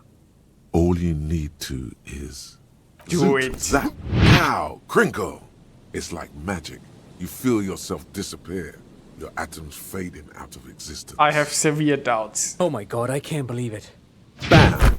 You find yourself on the roof, having mastered the art of physical displacement. Don't gloat, just stand. You know, for the record, you didn't teleport there. You just climbed the ladder with your eyes closed.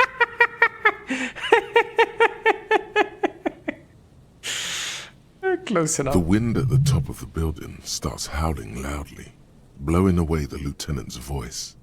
Faintly you hear, Never mind. Find a way to let me in when you get inside. Don't go adventuring without backup, especially if we think the suspect may be hiding here.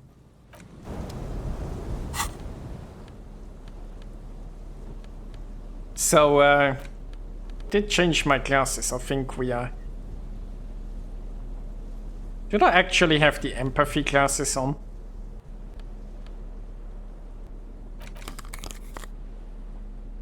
Because my empathy isn't all that great, is it?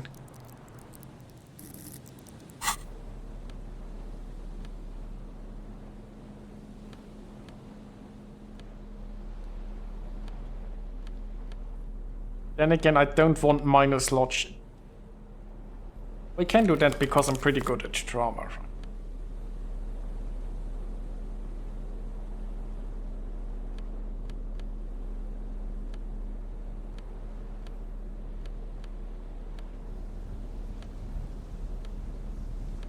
This gives me minus 1 empathy. You know what? Let's put a point in empathy, just so it's not as pathetic.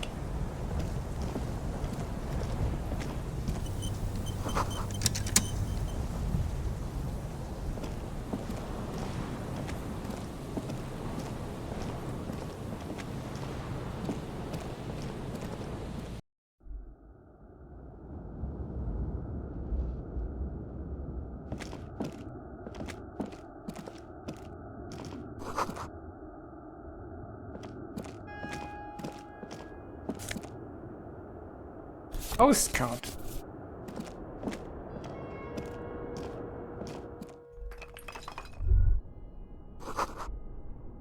You should take out your flashlight. Possibly not the worst idea.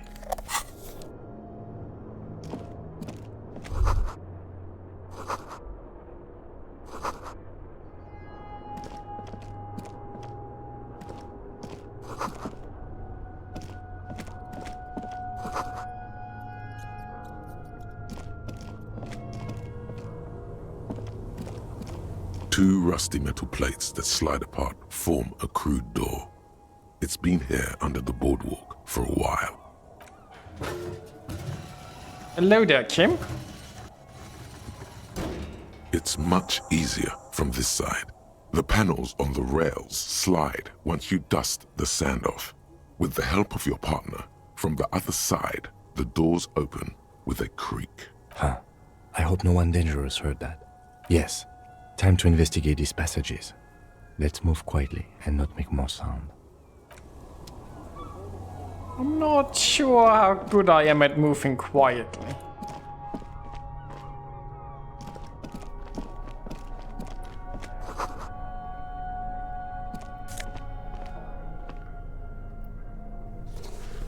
Oh. Another check, eh?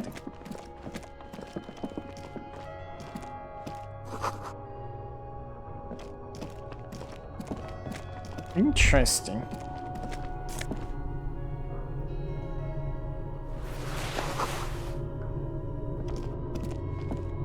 There's been definitely someone here.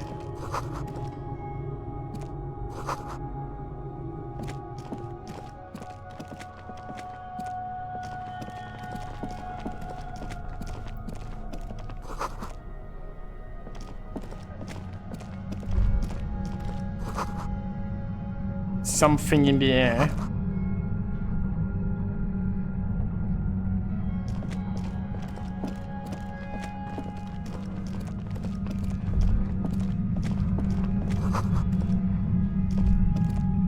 There it is again, like a swarm of hornets buzzing under your scalp. A strange tingling you can almost smell. Do you feel No. something? What do you mean? Strange tingling. I don't feel it, but we should still be careful. There were footprints back there, and I'm pretty sure they were fresh. Should I, like, you know, have my gun in my hand? Looks like our suspect. If she's in here, we need to plan our next step carefully. Once we detain a credible suspect, who knows what the Union and the Wild Pines will do? We'll set in motion events we have no control over. Possibly. You will upset the balance of power in Martinez. The deadlock between the company and the Union will destabilize. Keep calm. Go over the whole situation in detail.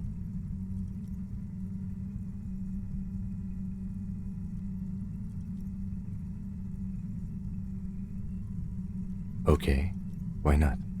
Whatever goes down might also affect her. The Union is watching her closely now. Not closely enough, you suspect, but still, good idea to visit her once more. I leave that to your judgment. You already know what I think about cross-pollinating information like this. It's dangerous, but... He just can't be sure. Maybe it will yield something useful. How bad do you think... Well, we are not responsible for what we can't predict, are we?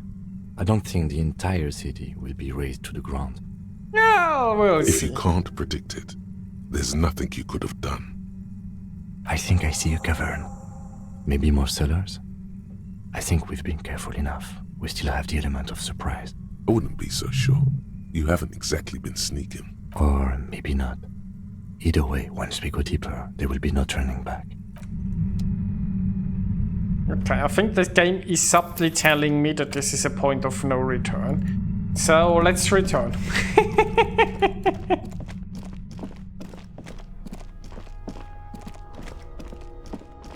Oh, there's a picture here that I have not investigated.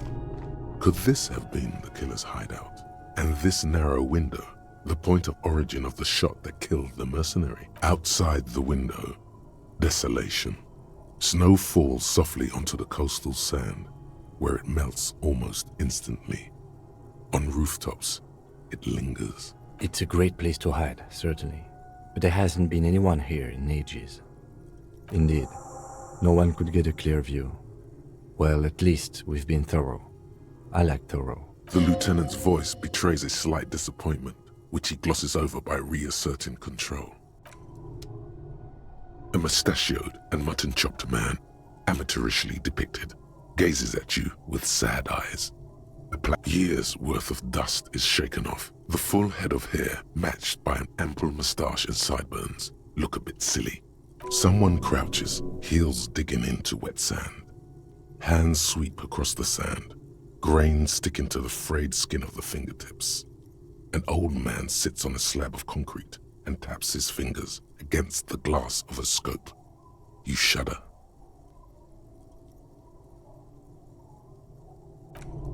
Okay. It's an ideal of murdering traitors. I know he has come up in the past, but I forgot which, like, political movement this guy was associated with. Okay, so...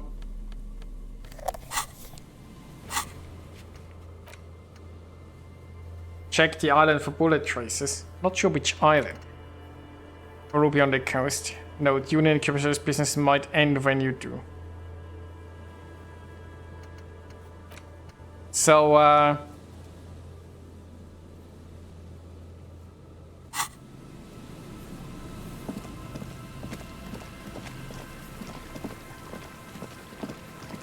not sure how much Union business there is.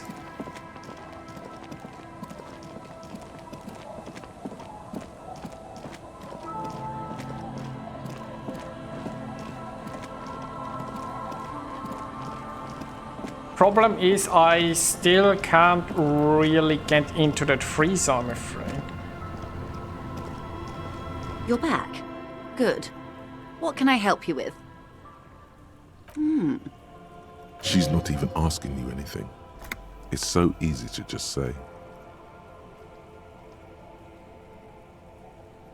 Sounds like he has you running errands, Detective.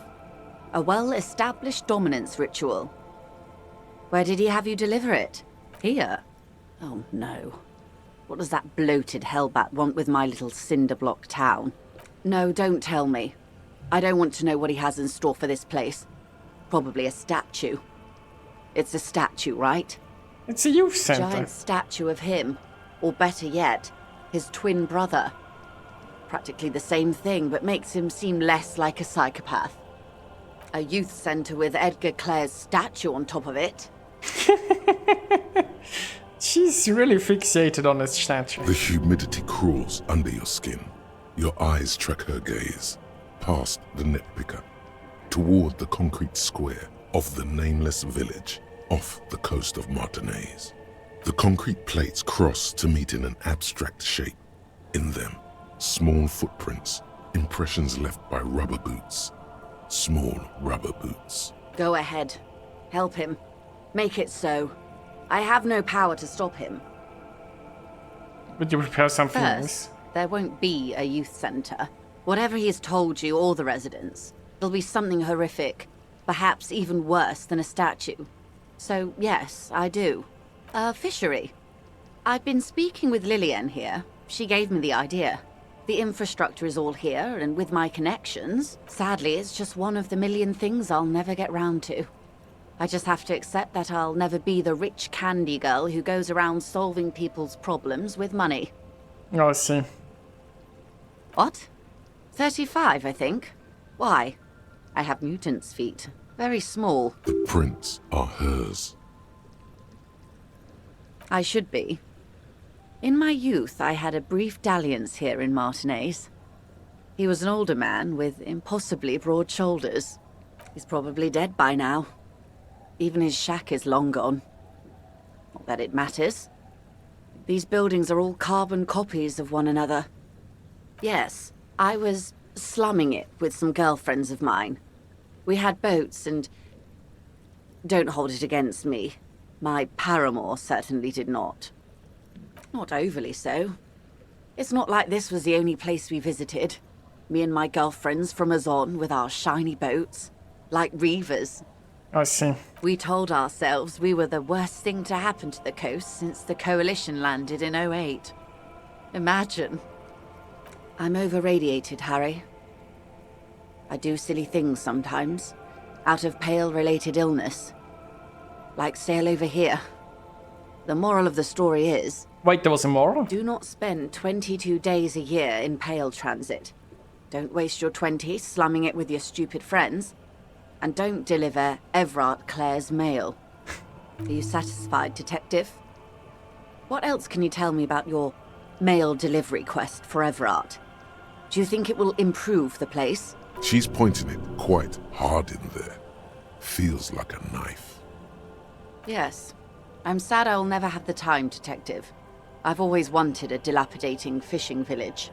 She is more defensive about it than usual. Full of ghosts and ancient memories. Has this errand yielded you any information? Help me find my gun. That's so helpful of him. The lieutenant looks at you, and you can swear his jaw muscle is trembling. He's able to contain the anger and surprise.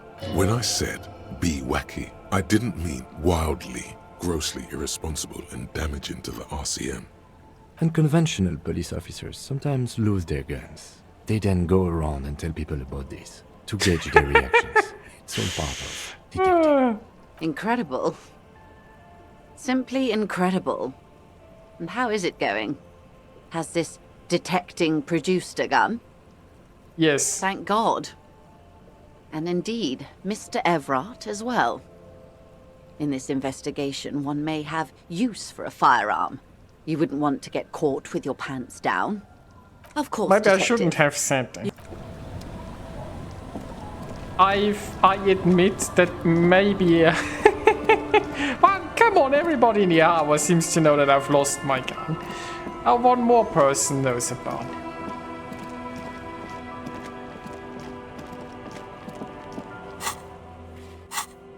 So, wanted to go to the Berlin ranks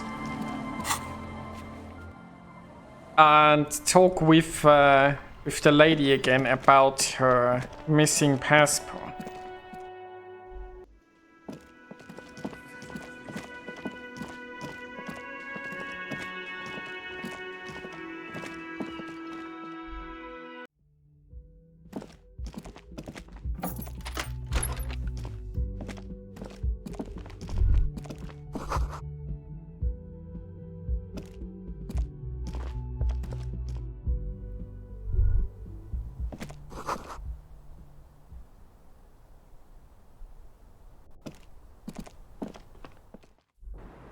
Like someone is watching it. I mean, usually it's a cat. Or two even.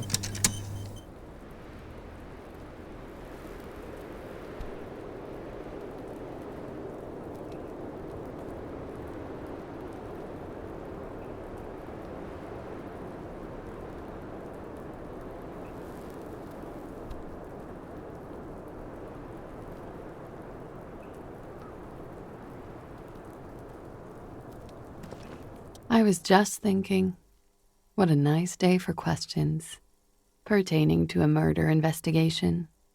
Oh. Did you take the documents? No, of course not. As I said, it would have been too risky for me to use those documents anyway. My employer gave them to me. In truth, I should have destroyed them. Maybe that's exactly what you did. She doesn't seem to be lying.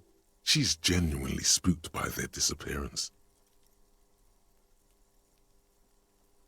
It was an undiscovered cryptoid.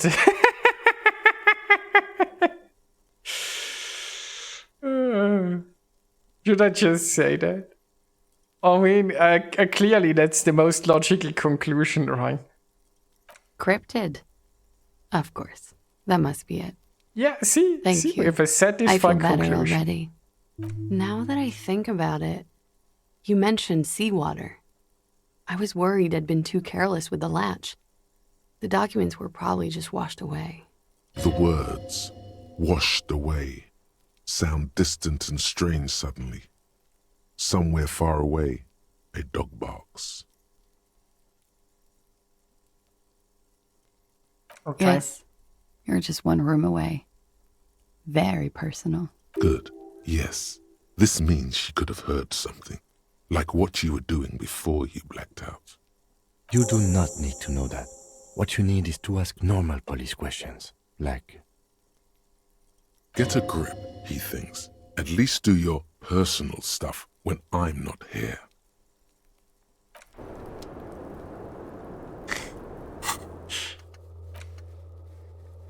Well, I guess we'll be back at night when Kim is asleep.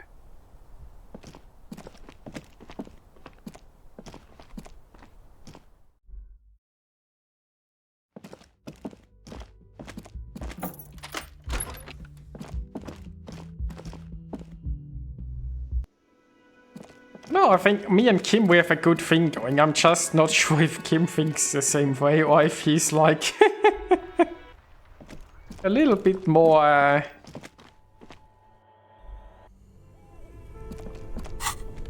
okay, well. So here is the thing, right? I can't actually put any more points into physical instrument. So if I fail this check, technically there would be no way to come back from that, I think. I'm not sure if there's another way to open this, so...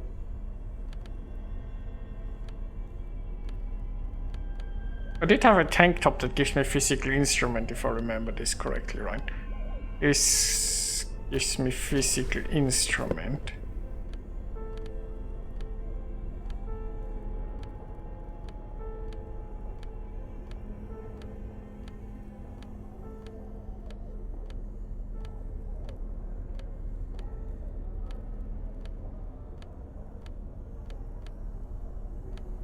-2 physical instrument is not helpful.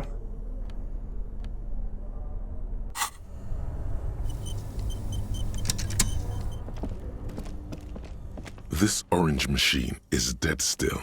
It has a hand-cranked ice cream churner and an electric freezer. The ice around it slowly melting. I mean, I could try to save... Well, give it one try. Ice squeaks beneath your Kaval Zoom and it's already unplugged.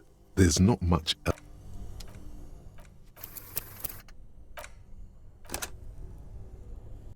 I'm not sure if it makes sense to save I'm not sure how long it would take for the ice to... Is dead. Ice squeaks beneath your... And it's already on. Well, like, the thing is, I'm not sure what else we can, like, help you with a project.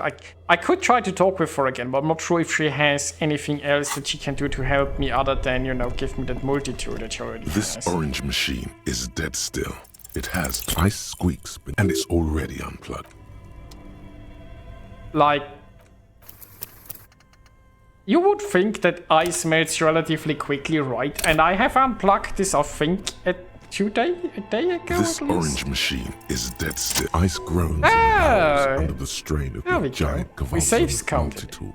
Until the lid cracks open, darkness lies inside, but you can faintly make out an object, intricate and foreign, left there for a sub-zero beauty sleep, a filament memory with the words "off-site copy" written on its side. You gently lift the cube from its frosty bedding, careful not to damage it. Easy. We should take it back to Miss Lucan and killed as soon as possible. I'm not sure how well unused filaments tolerate room temperatures. Yes, but aren't you curious to know what's on the precious filament? There's a radio computer upstairs. No, we'll take it back to her. So now we can put our armor back on.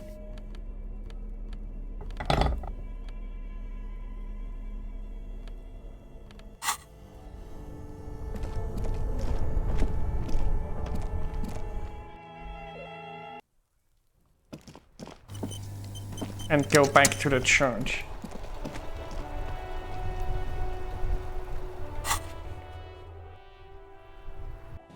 And I totally legitimately passed that skill check.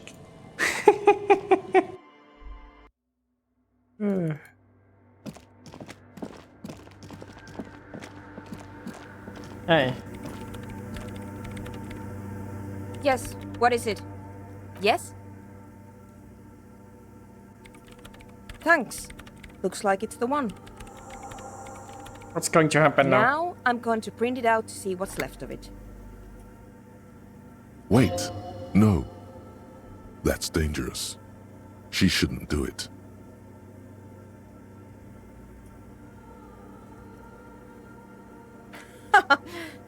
No, it's not dangerous. Just depressing. How do you I have know? a theory. Lintel was able to divine the anomaly's location from this broken copy. I want to repeat their calculation, only this time with better equipment.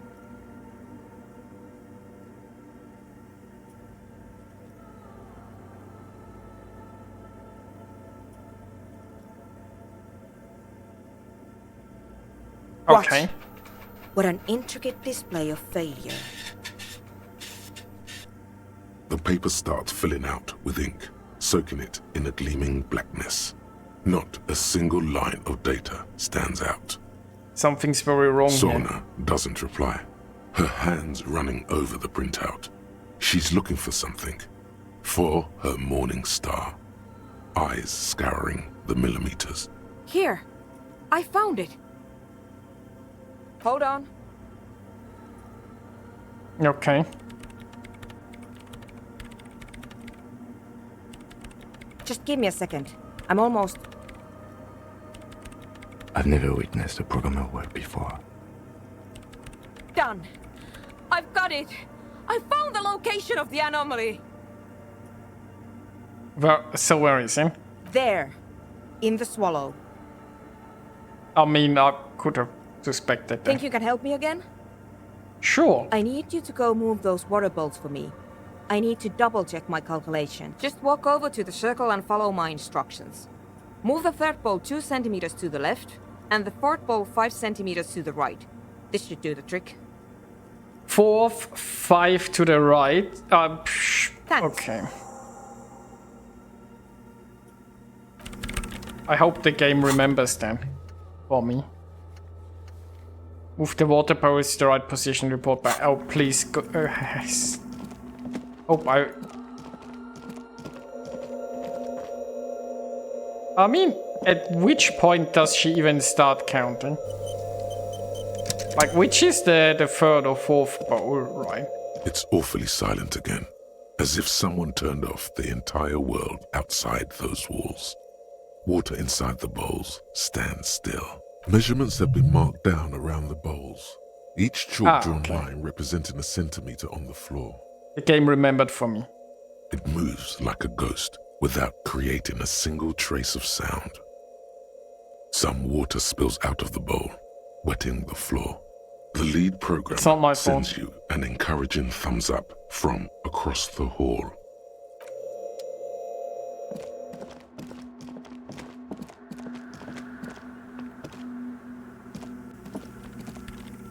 Yes, what is it? Great. Everything should be aligned now. Yeah. What's wrong? Nothing. Now the only thing left to do is to unmute the headphones. If we got the location right, we should then be able to hear whatever sound this anomaly makes. Is it just going to be silent? I don't know. That's what I'm scared of. I don't know. It could be anything. Anything? I mean, what sound does the nothing make? How can you even listen to something that doesn't exist? Well, you can't.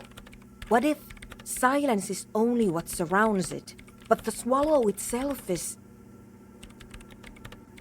Maybe. Sure, let's Maybe be I'm just cautious. tired. Yeah, you're right. Let's do it. Let's be ready for some silence. The lieutenant takes a step back. And then, nothing. Nothing makes no sound, I'm sure. Nothing happens as Sona, Logan, and Kilda presses unmute on her keyboard. Nothing but silence. And now if we want to start this, maybe we should bring the sound boys in. The guys with the sound equipment. You can hear some small animal cross the floor in the chancel. It's that quiet in the sanctuary. Like, if you want to study something that swallows noise, maybe you should create noise around him. Just saying. She doesn't answer. Her eyes closed and brows knitted together in a state of deep focus. One hand cupping the headphone. Damn it. Yeah. Nothing happened. Let's move on.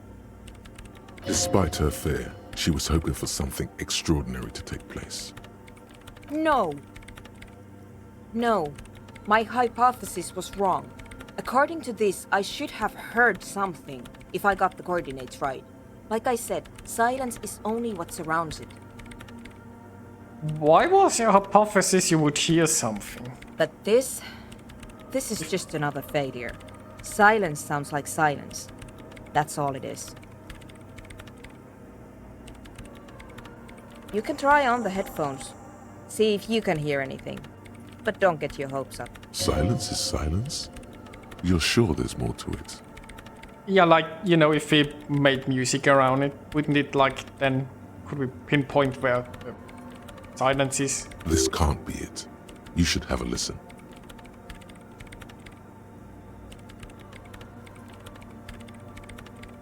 Well, let's give it a go. All you hear is your own breathing, heavy and hoarse from all the nights spent drinking. It's the breath of an old man. But there's something else. There has to be. Something big. Something unexpected. Something new. Yet I still have a skill point. I can put one more to Ghosts, perception and try speak again. to me. When was the last time this world had anything new to say? Well, did you hear anything? The voice is in my head. Yeah. No, I don't think there's anything there. The lieutenant looks down at the floor, as if to say, you're wasting time here. Maybe the speed freaks can help you with this. Go talk with Andre. Sure, I could also... Yeah, I have a skill point. I could try perception.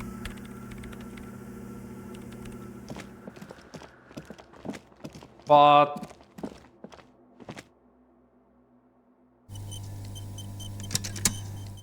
would also try the speed freaks, I guess.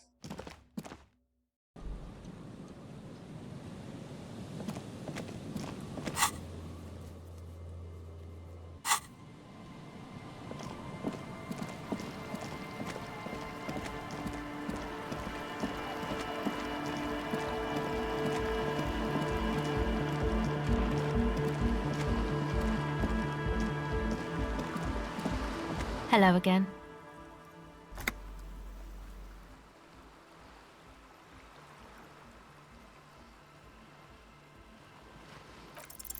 The device is cold to the touch. An angular Omicron low. Okay.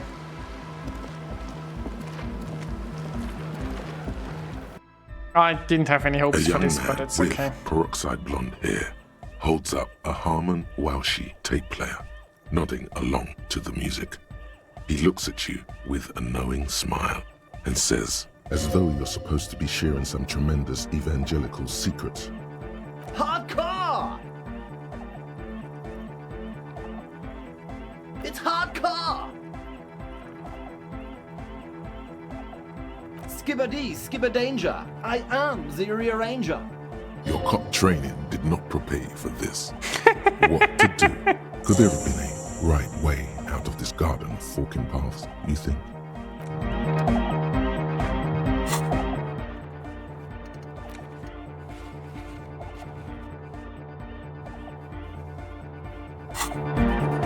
The young man with This is hardcore. Hardcore! Hardcore to the mega. Internally coherent. All core! All right! Yeah!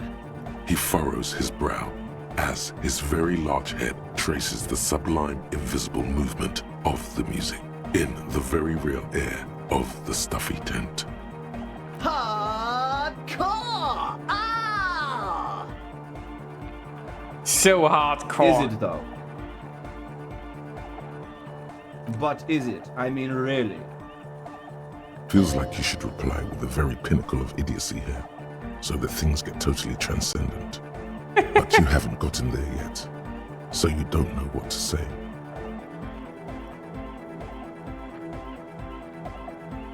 I am the mic enforcer. I am the chicks checker. Yeah! Hi again. So, how are things going? He's a quiet man, mostly communicates through music, and by being a master of ceremonies. What's the master of You know, ceremonies? a host. a declaimer of slogans. He's a performer, gets the people going. Interesting, sire. A bit like you, then. An MC, for short. How do you communicate with him? Well, he's just kind of here. I don't really know how to communicate with him.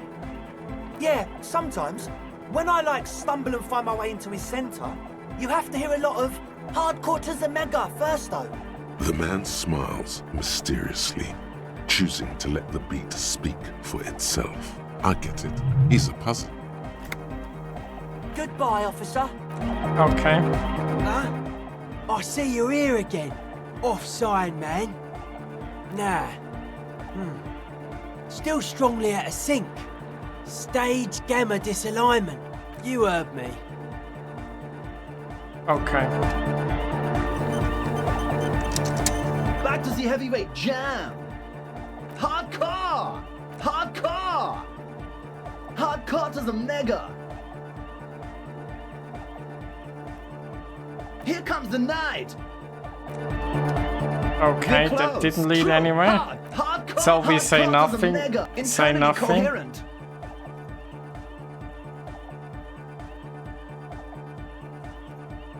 Encore! All right! Yeah! He furrows his brow as his very large head traces the sublime. Hardcore! Ah! The question is, what is the question?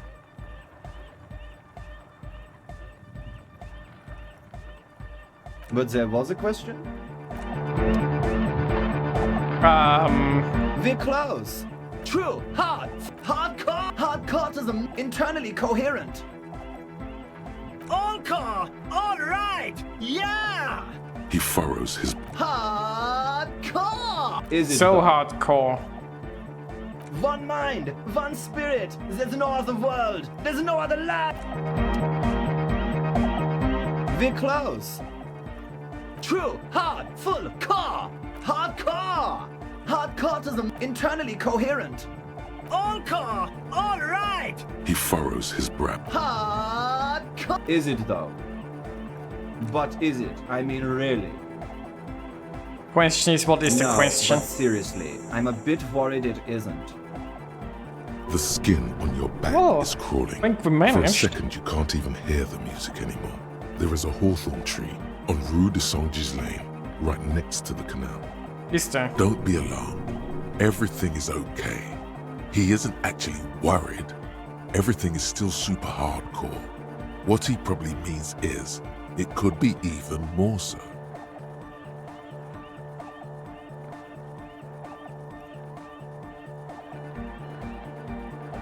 No nation, but transnation. No war, but class war.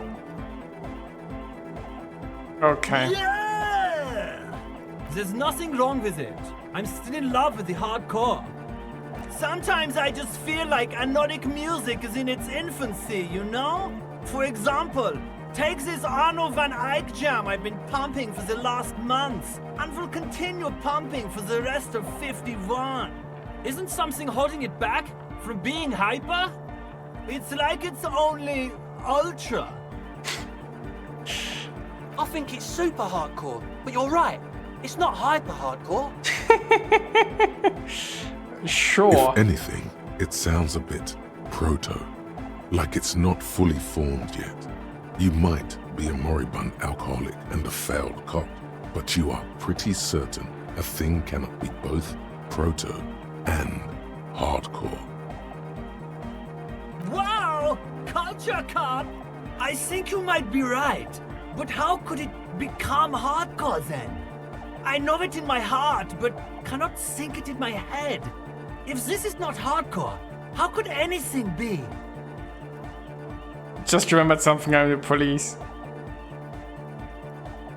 Not suspicious like a question. I thought the question was, what is the question? Try to think if I could make it hardcore. What? Guys, there's something happening in his head. As your mind works, the beat recedes from your ears. You hear your own blood pulsing through your head, nourishing your thoughts with oxygen. The rhythm is familiar. Feel the movement of blood. The abstract shapes swelling in the foreground have done so in vain. This is a core matter. The answer in the double kick that moves the milliliters through your mind. The dark thud is the source of all rhythm. The inspiration behind mathematics. The hardcore. Think even harder. Oh, yeah! He's doing it! But you're not. This is almost certainly a matter that surpasses the limits of reason. I know! So does mine! No! This is the answer!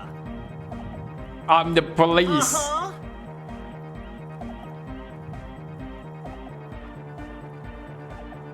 Oh! Yeah!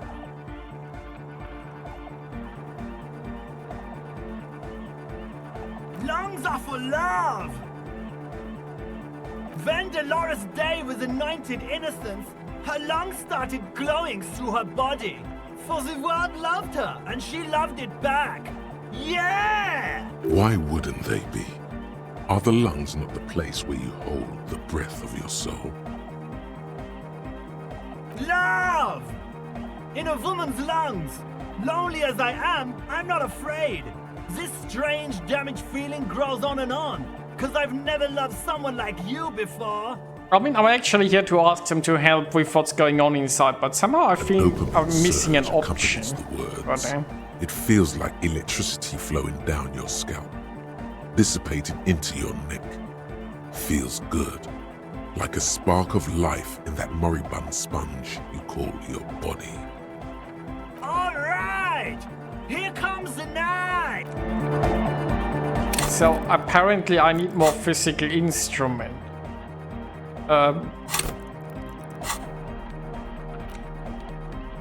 I did have the tank top, right? That gives me more physical instrument.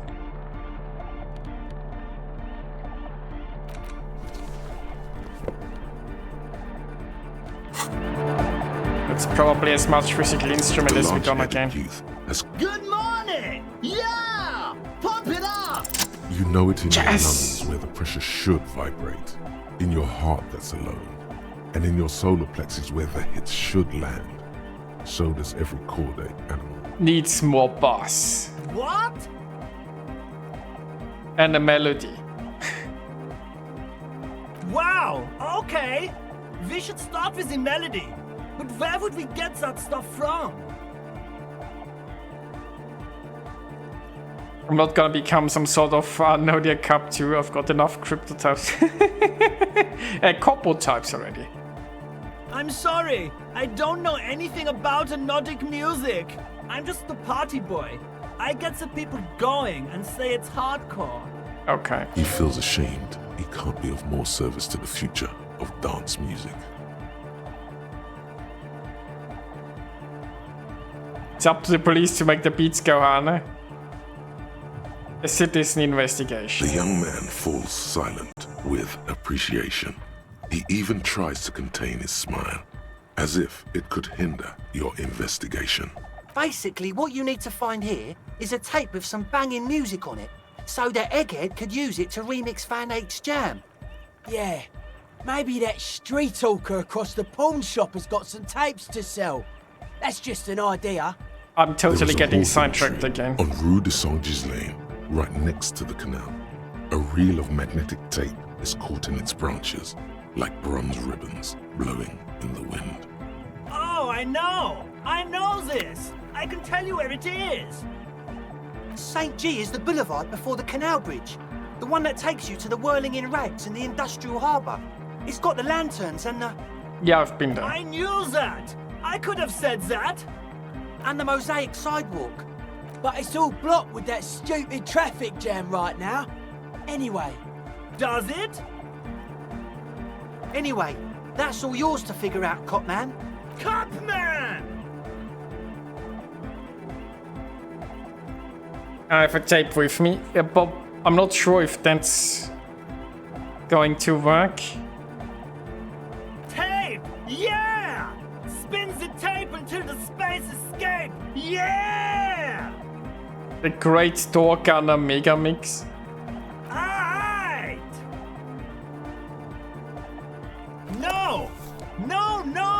is gonna make people scared.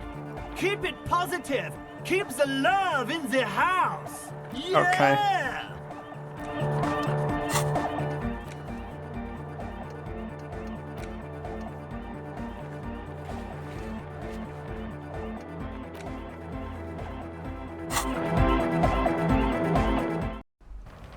So,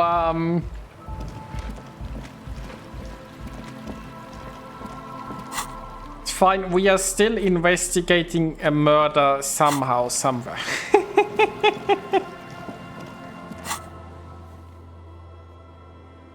I think we can speed this up by traveling here, right? So then we're gonna go to the pawn shop and see if he sells tapes about love.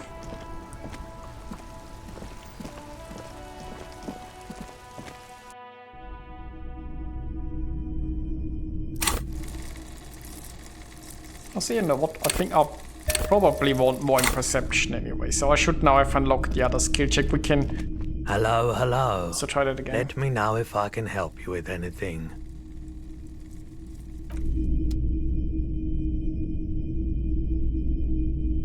All the old boomboxes are there, blinking and waiting to whirl. All but one, yours. A typical Martinez streetlight sits among assorted floor and table lamps. What a shirt. All other shirts pale in comparison to the muscular man with antlers and immense Zweihanders. I mean, I could technically buy the shirt. You know what? Welcome to Helmdal, officer. I don't really have a use for it, but let's buy it anyway. So,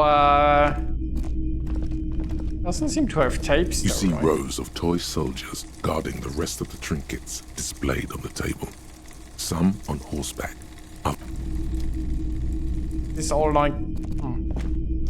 Hello. Let me know if I can help you with anything. Sure, let me have a look.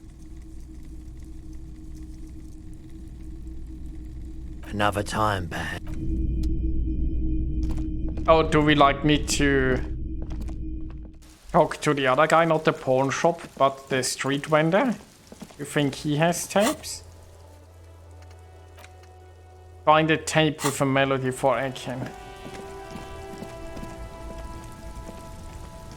The shine on these sunglasses lasts a lifetime, officer. These are all boring. Boring third-rate ho-hum sunglasses made of cheap Syrahese plastic. The kind of plastic that melts in the sun. Those UV stickers are almost certainly just there for the show. If anything, these lenses probably direct more UV light into your pupils. A UV magnifier. That's so. These are all first-rate sunglasses. Premium design, superb material, very cool. UV resistant. These will definitely keep your eye. Okay. Oh, very interesting choice, officer. Very high culture. This is how a sea monster sees the world. You've become a sea monster, Harry. Giant, hidden, and strangely tender at heart. All is blue. All right, but these actually make your vision worse. It's like literally being underwater. Yes, but they also make your soul quiver like jello. So deep. Wow, officer! You look so cool! And they can be yours for a mere 3 real. My regular customers have passed them all up because they've got no taste. But you found them. The lieutenant tilts his head and steps back, eyes narrowed in a thorough examination. It's a case to him. You look like a musician. Like a blind musician. But you could do worse. Take them if you want.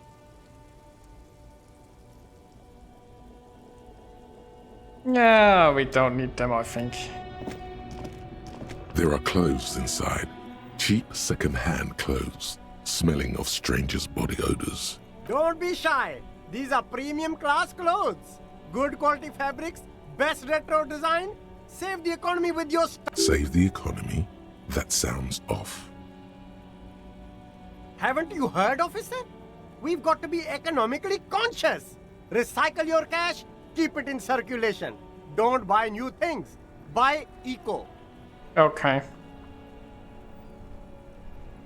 Look around, officer. You see all these premium goods just sitting there, not getting bought? We've got to keep the flow of goods moving. Is this really Interesting the economy sales we want to tactics. leave to our children? That's good, officer. That's exactly what the economy wants you to do.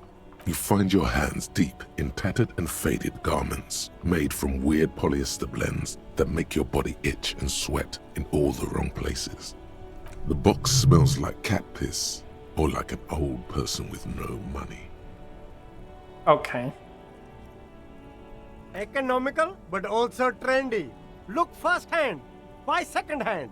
Keep the economy moving. Something cold grazes your hand. Synthetic and sleek. A windbreaker.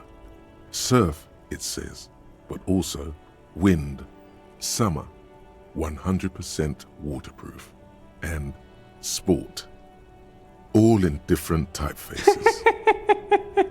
This jacket is the apex of human evolution. The moment at which man became weatherproof. Is that so? Practical, and yet it may deaden your senses to the world around you. Possibly because of the awful typeface. Good choice, officer. Mega sporty. And it's only $4.50 for you, sir. Yeah.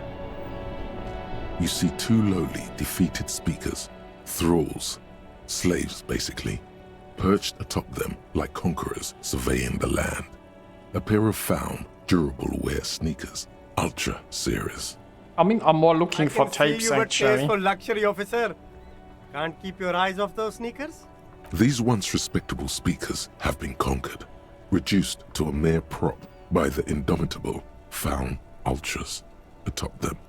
A small heat emboss on the veneer reads, Solidarity Aid from the People's Republic of Samara. The speakers themselves don't seem to display any magical qualities. No, don't look at the speakers, officer. Look at the sneakers. The sneakers are the stars here. Poor little speakers panting. No, don't pity them, officer. These are old Samaran garbage. Don't even look at them. Check out these super cool, fun Ultras instead. Samaran trash. That sounds like they're from the Samaran People's Republic, produced under the dictatorship of the proletariat. A pair of found Ultras. The design is impossibly sleek and simple. A futuristic silhouette with a sleek monochrome colorway, a jet black upper, and a silver-lined midsole. Those sneakers, mister. Those sneakers are the latest found sneakers. Super air, super fine, super cool. Only 50 real. Do I look that rich to you? Only? That's madness. Indeed. Fun Ultra. We're the future.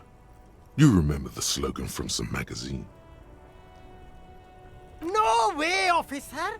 These aren't for sale. They're bad speakers. Low-fi socialist junk. Might be a low sci-fi socialist chunk myself. No, officer. You're a high-class policeman who accepts nothing less than the best. Lucky for you, I've got the best on sale. You do, officer, you do. Remember, we don't have to resort to socialism.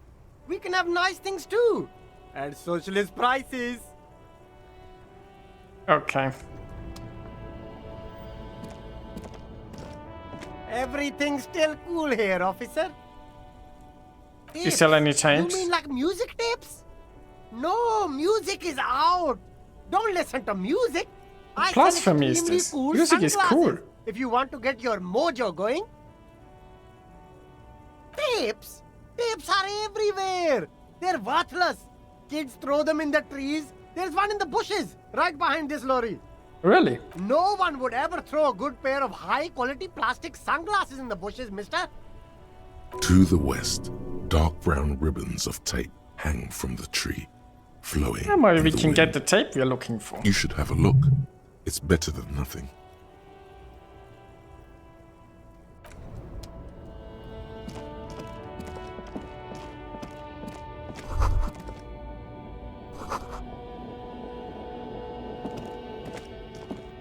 hawthorn tree on Rue de Saint-Gislain. Bronze-colored ribbons of magnetic tape are caught in its branches, fluttering in the breeze. Just like promised, you've stood here for what seems like eons, guzzling the sickly fumes of lorries and carriages. Pat the tree. Patting the tree reveals a small sticker which has almost been worn to oblivion. It reads, RCM Emergencies Desk, number 8102. Underneath a slogan, Mankind, be vigilant. I like to pet things. You tree-hugging pansy. The bronze ribbon twists around and within the branches in an intricately natural pattern. But there's something. There's a twisted logic in this mess. You see the ends of the ribbon, the way it flows, how it twists and turns. It's all starting to make sense. It'll be easier to remove now. The multi-tool is truly multi. Karaoke superstar. I got this. I got this. With slow and deliberate motions, pulling, bending, and unraveling, you manage to extricate the magnetic tape from the branches. It curls up into a mess inside your pocket. If only you could find a way to re-spool it, so that you could hear what's on the tape. Maybe Roy from the pawn shop can help you with this. Quest continues.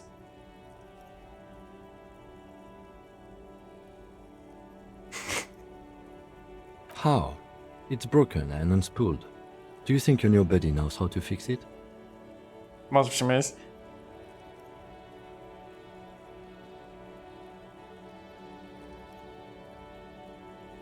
I think at least one of the ravers will know how to fix a broken tape.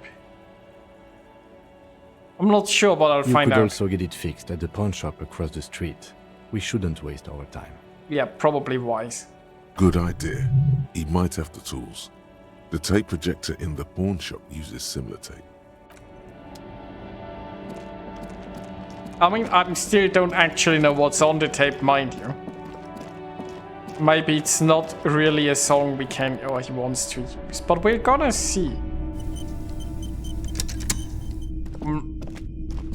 I'm doing okay-ish on cash. Let me know if I can help you with anything. I have some stuff to sell if we need more, I guess. You mean re-spool it? Yeah, I do, but I'm not some Mr. Fix-It. I'm a pawnbroker. If you want to pawn the tape, sure. Although it looks pretty worthless. Just explain why you need this so much. He's bound to understand. This could be the next big thing for the local dance music scene. Huh?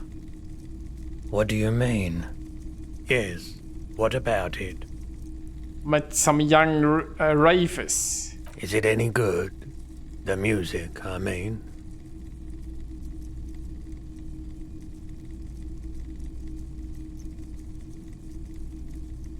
This tape could make it hardcore. Man, you're really invested in this. Okay, I'll help you out. It's going to take a moment, though, so just sit back and relax. That's fine. You take some time to look around the store. The play of visuals all around the pawn shop is mesmerizing. Suddenly, Roy turns back to you with a reel of tape in his hand and coughs. Yeah, my pleasure. I do what I can for true passion projects. Just try not to use this tape for negative photon emissions. Take responsibility, okay? I mean, you know, I'll take this tape to some people who make weird music.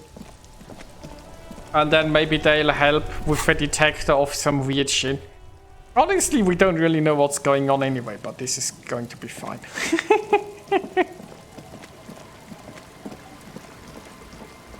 This is probably fine. Oh, we have... Ah, because I skilled more perception, now I see more things.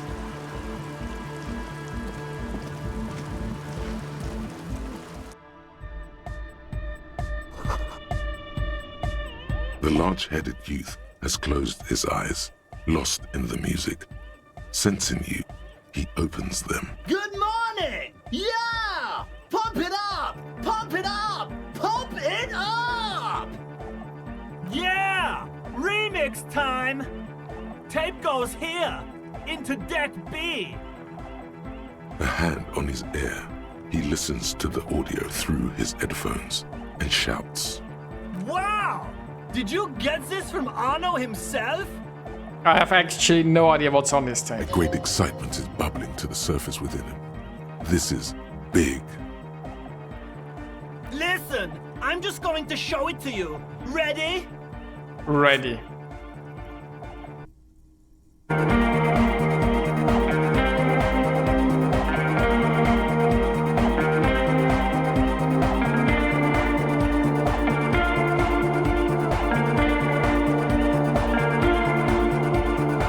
Wow! Here's that!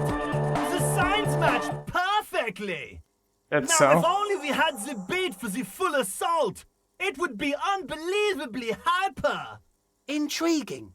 The way I see it, Van Eyck based his remix on some famous original piece, like a folk song, something local. Seems you found an initial part with the main melody. Or do I need to find more I tapes? think it's just happenstance. Chaos in action. Contingencies of our limited existence. That and Egghead's fantastic talent. Noid's right. Egghead's technical talent is the key. No, this is definitely part of the same song. Something cut from it. It fits too well. Something mysterious is going on here. Really?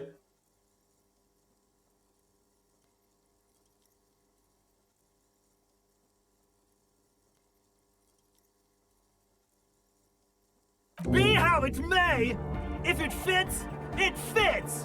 Bring up the volume! Oh, again, a new fault from What this. about the bass? Do you have any ideas for that? Yeah, I remember. You said it needs more bass. I did. You can't just leave it without a bass track. I'll see if I can come up with a solution. No, the warrior! The warrior of dance music! Don't be too hard on yourself if you don't figure it out. I think the jam's already pretty ultra. No, we can make it even more ultra. Or was it Maker? But it could be hyper! Hyper! Oh, hardcore! hyper!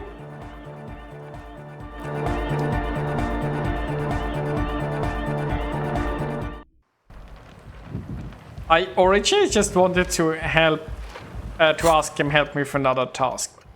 Yeah, Wasteland of Reality is still 6 hours. That's a long time. So we have a new fault potentially. Wait, it gives me +1 interfacing. What? Like usually I get a debuff while thinking about things.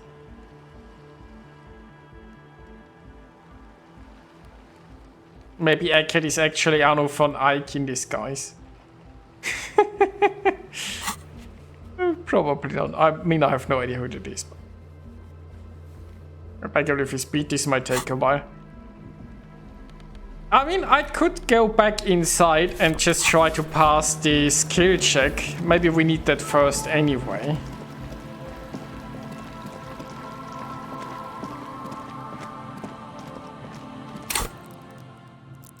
Like, I did put a skill check in perception since then, and I think that was needed to unlock the check and try again. And I have pretty good perception, so I think we've probably like a 70-something... Oh, shit. 70% chances never really work out, do they? But if it works out or not, we'll find out on Monday, I think. So, I'm going to call it a night here. And, going to say goodnight to you again as well. Or maybe they're just saying feed me please. But anyway, thanks everyone for watching. I hope you guys enjoyed it. I'll be back on Monday with more Disco Elysium. We are getting somewhere. Maybe a few more side quests to tie up, and we can then question our suspect and see if it leads to bloodbath or not. So yeah, thanks everyone for watching. Have a good night, and see you next time.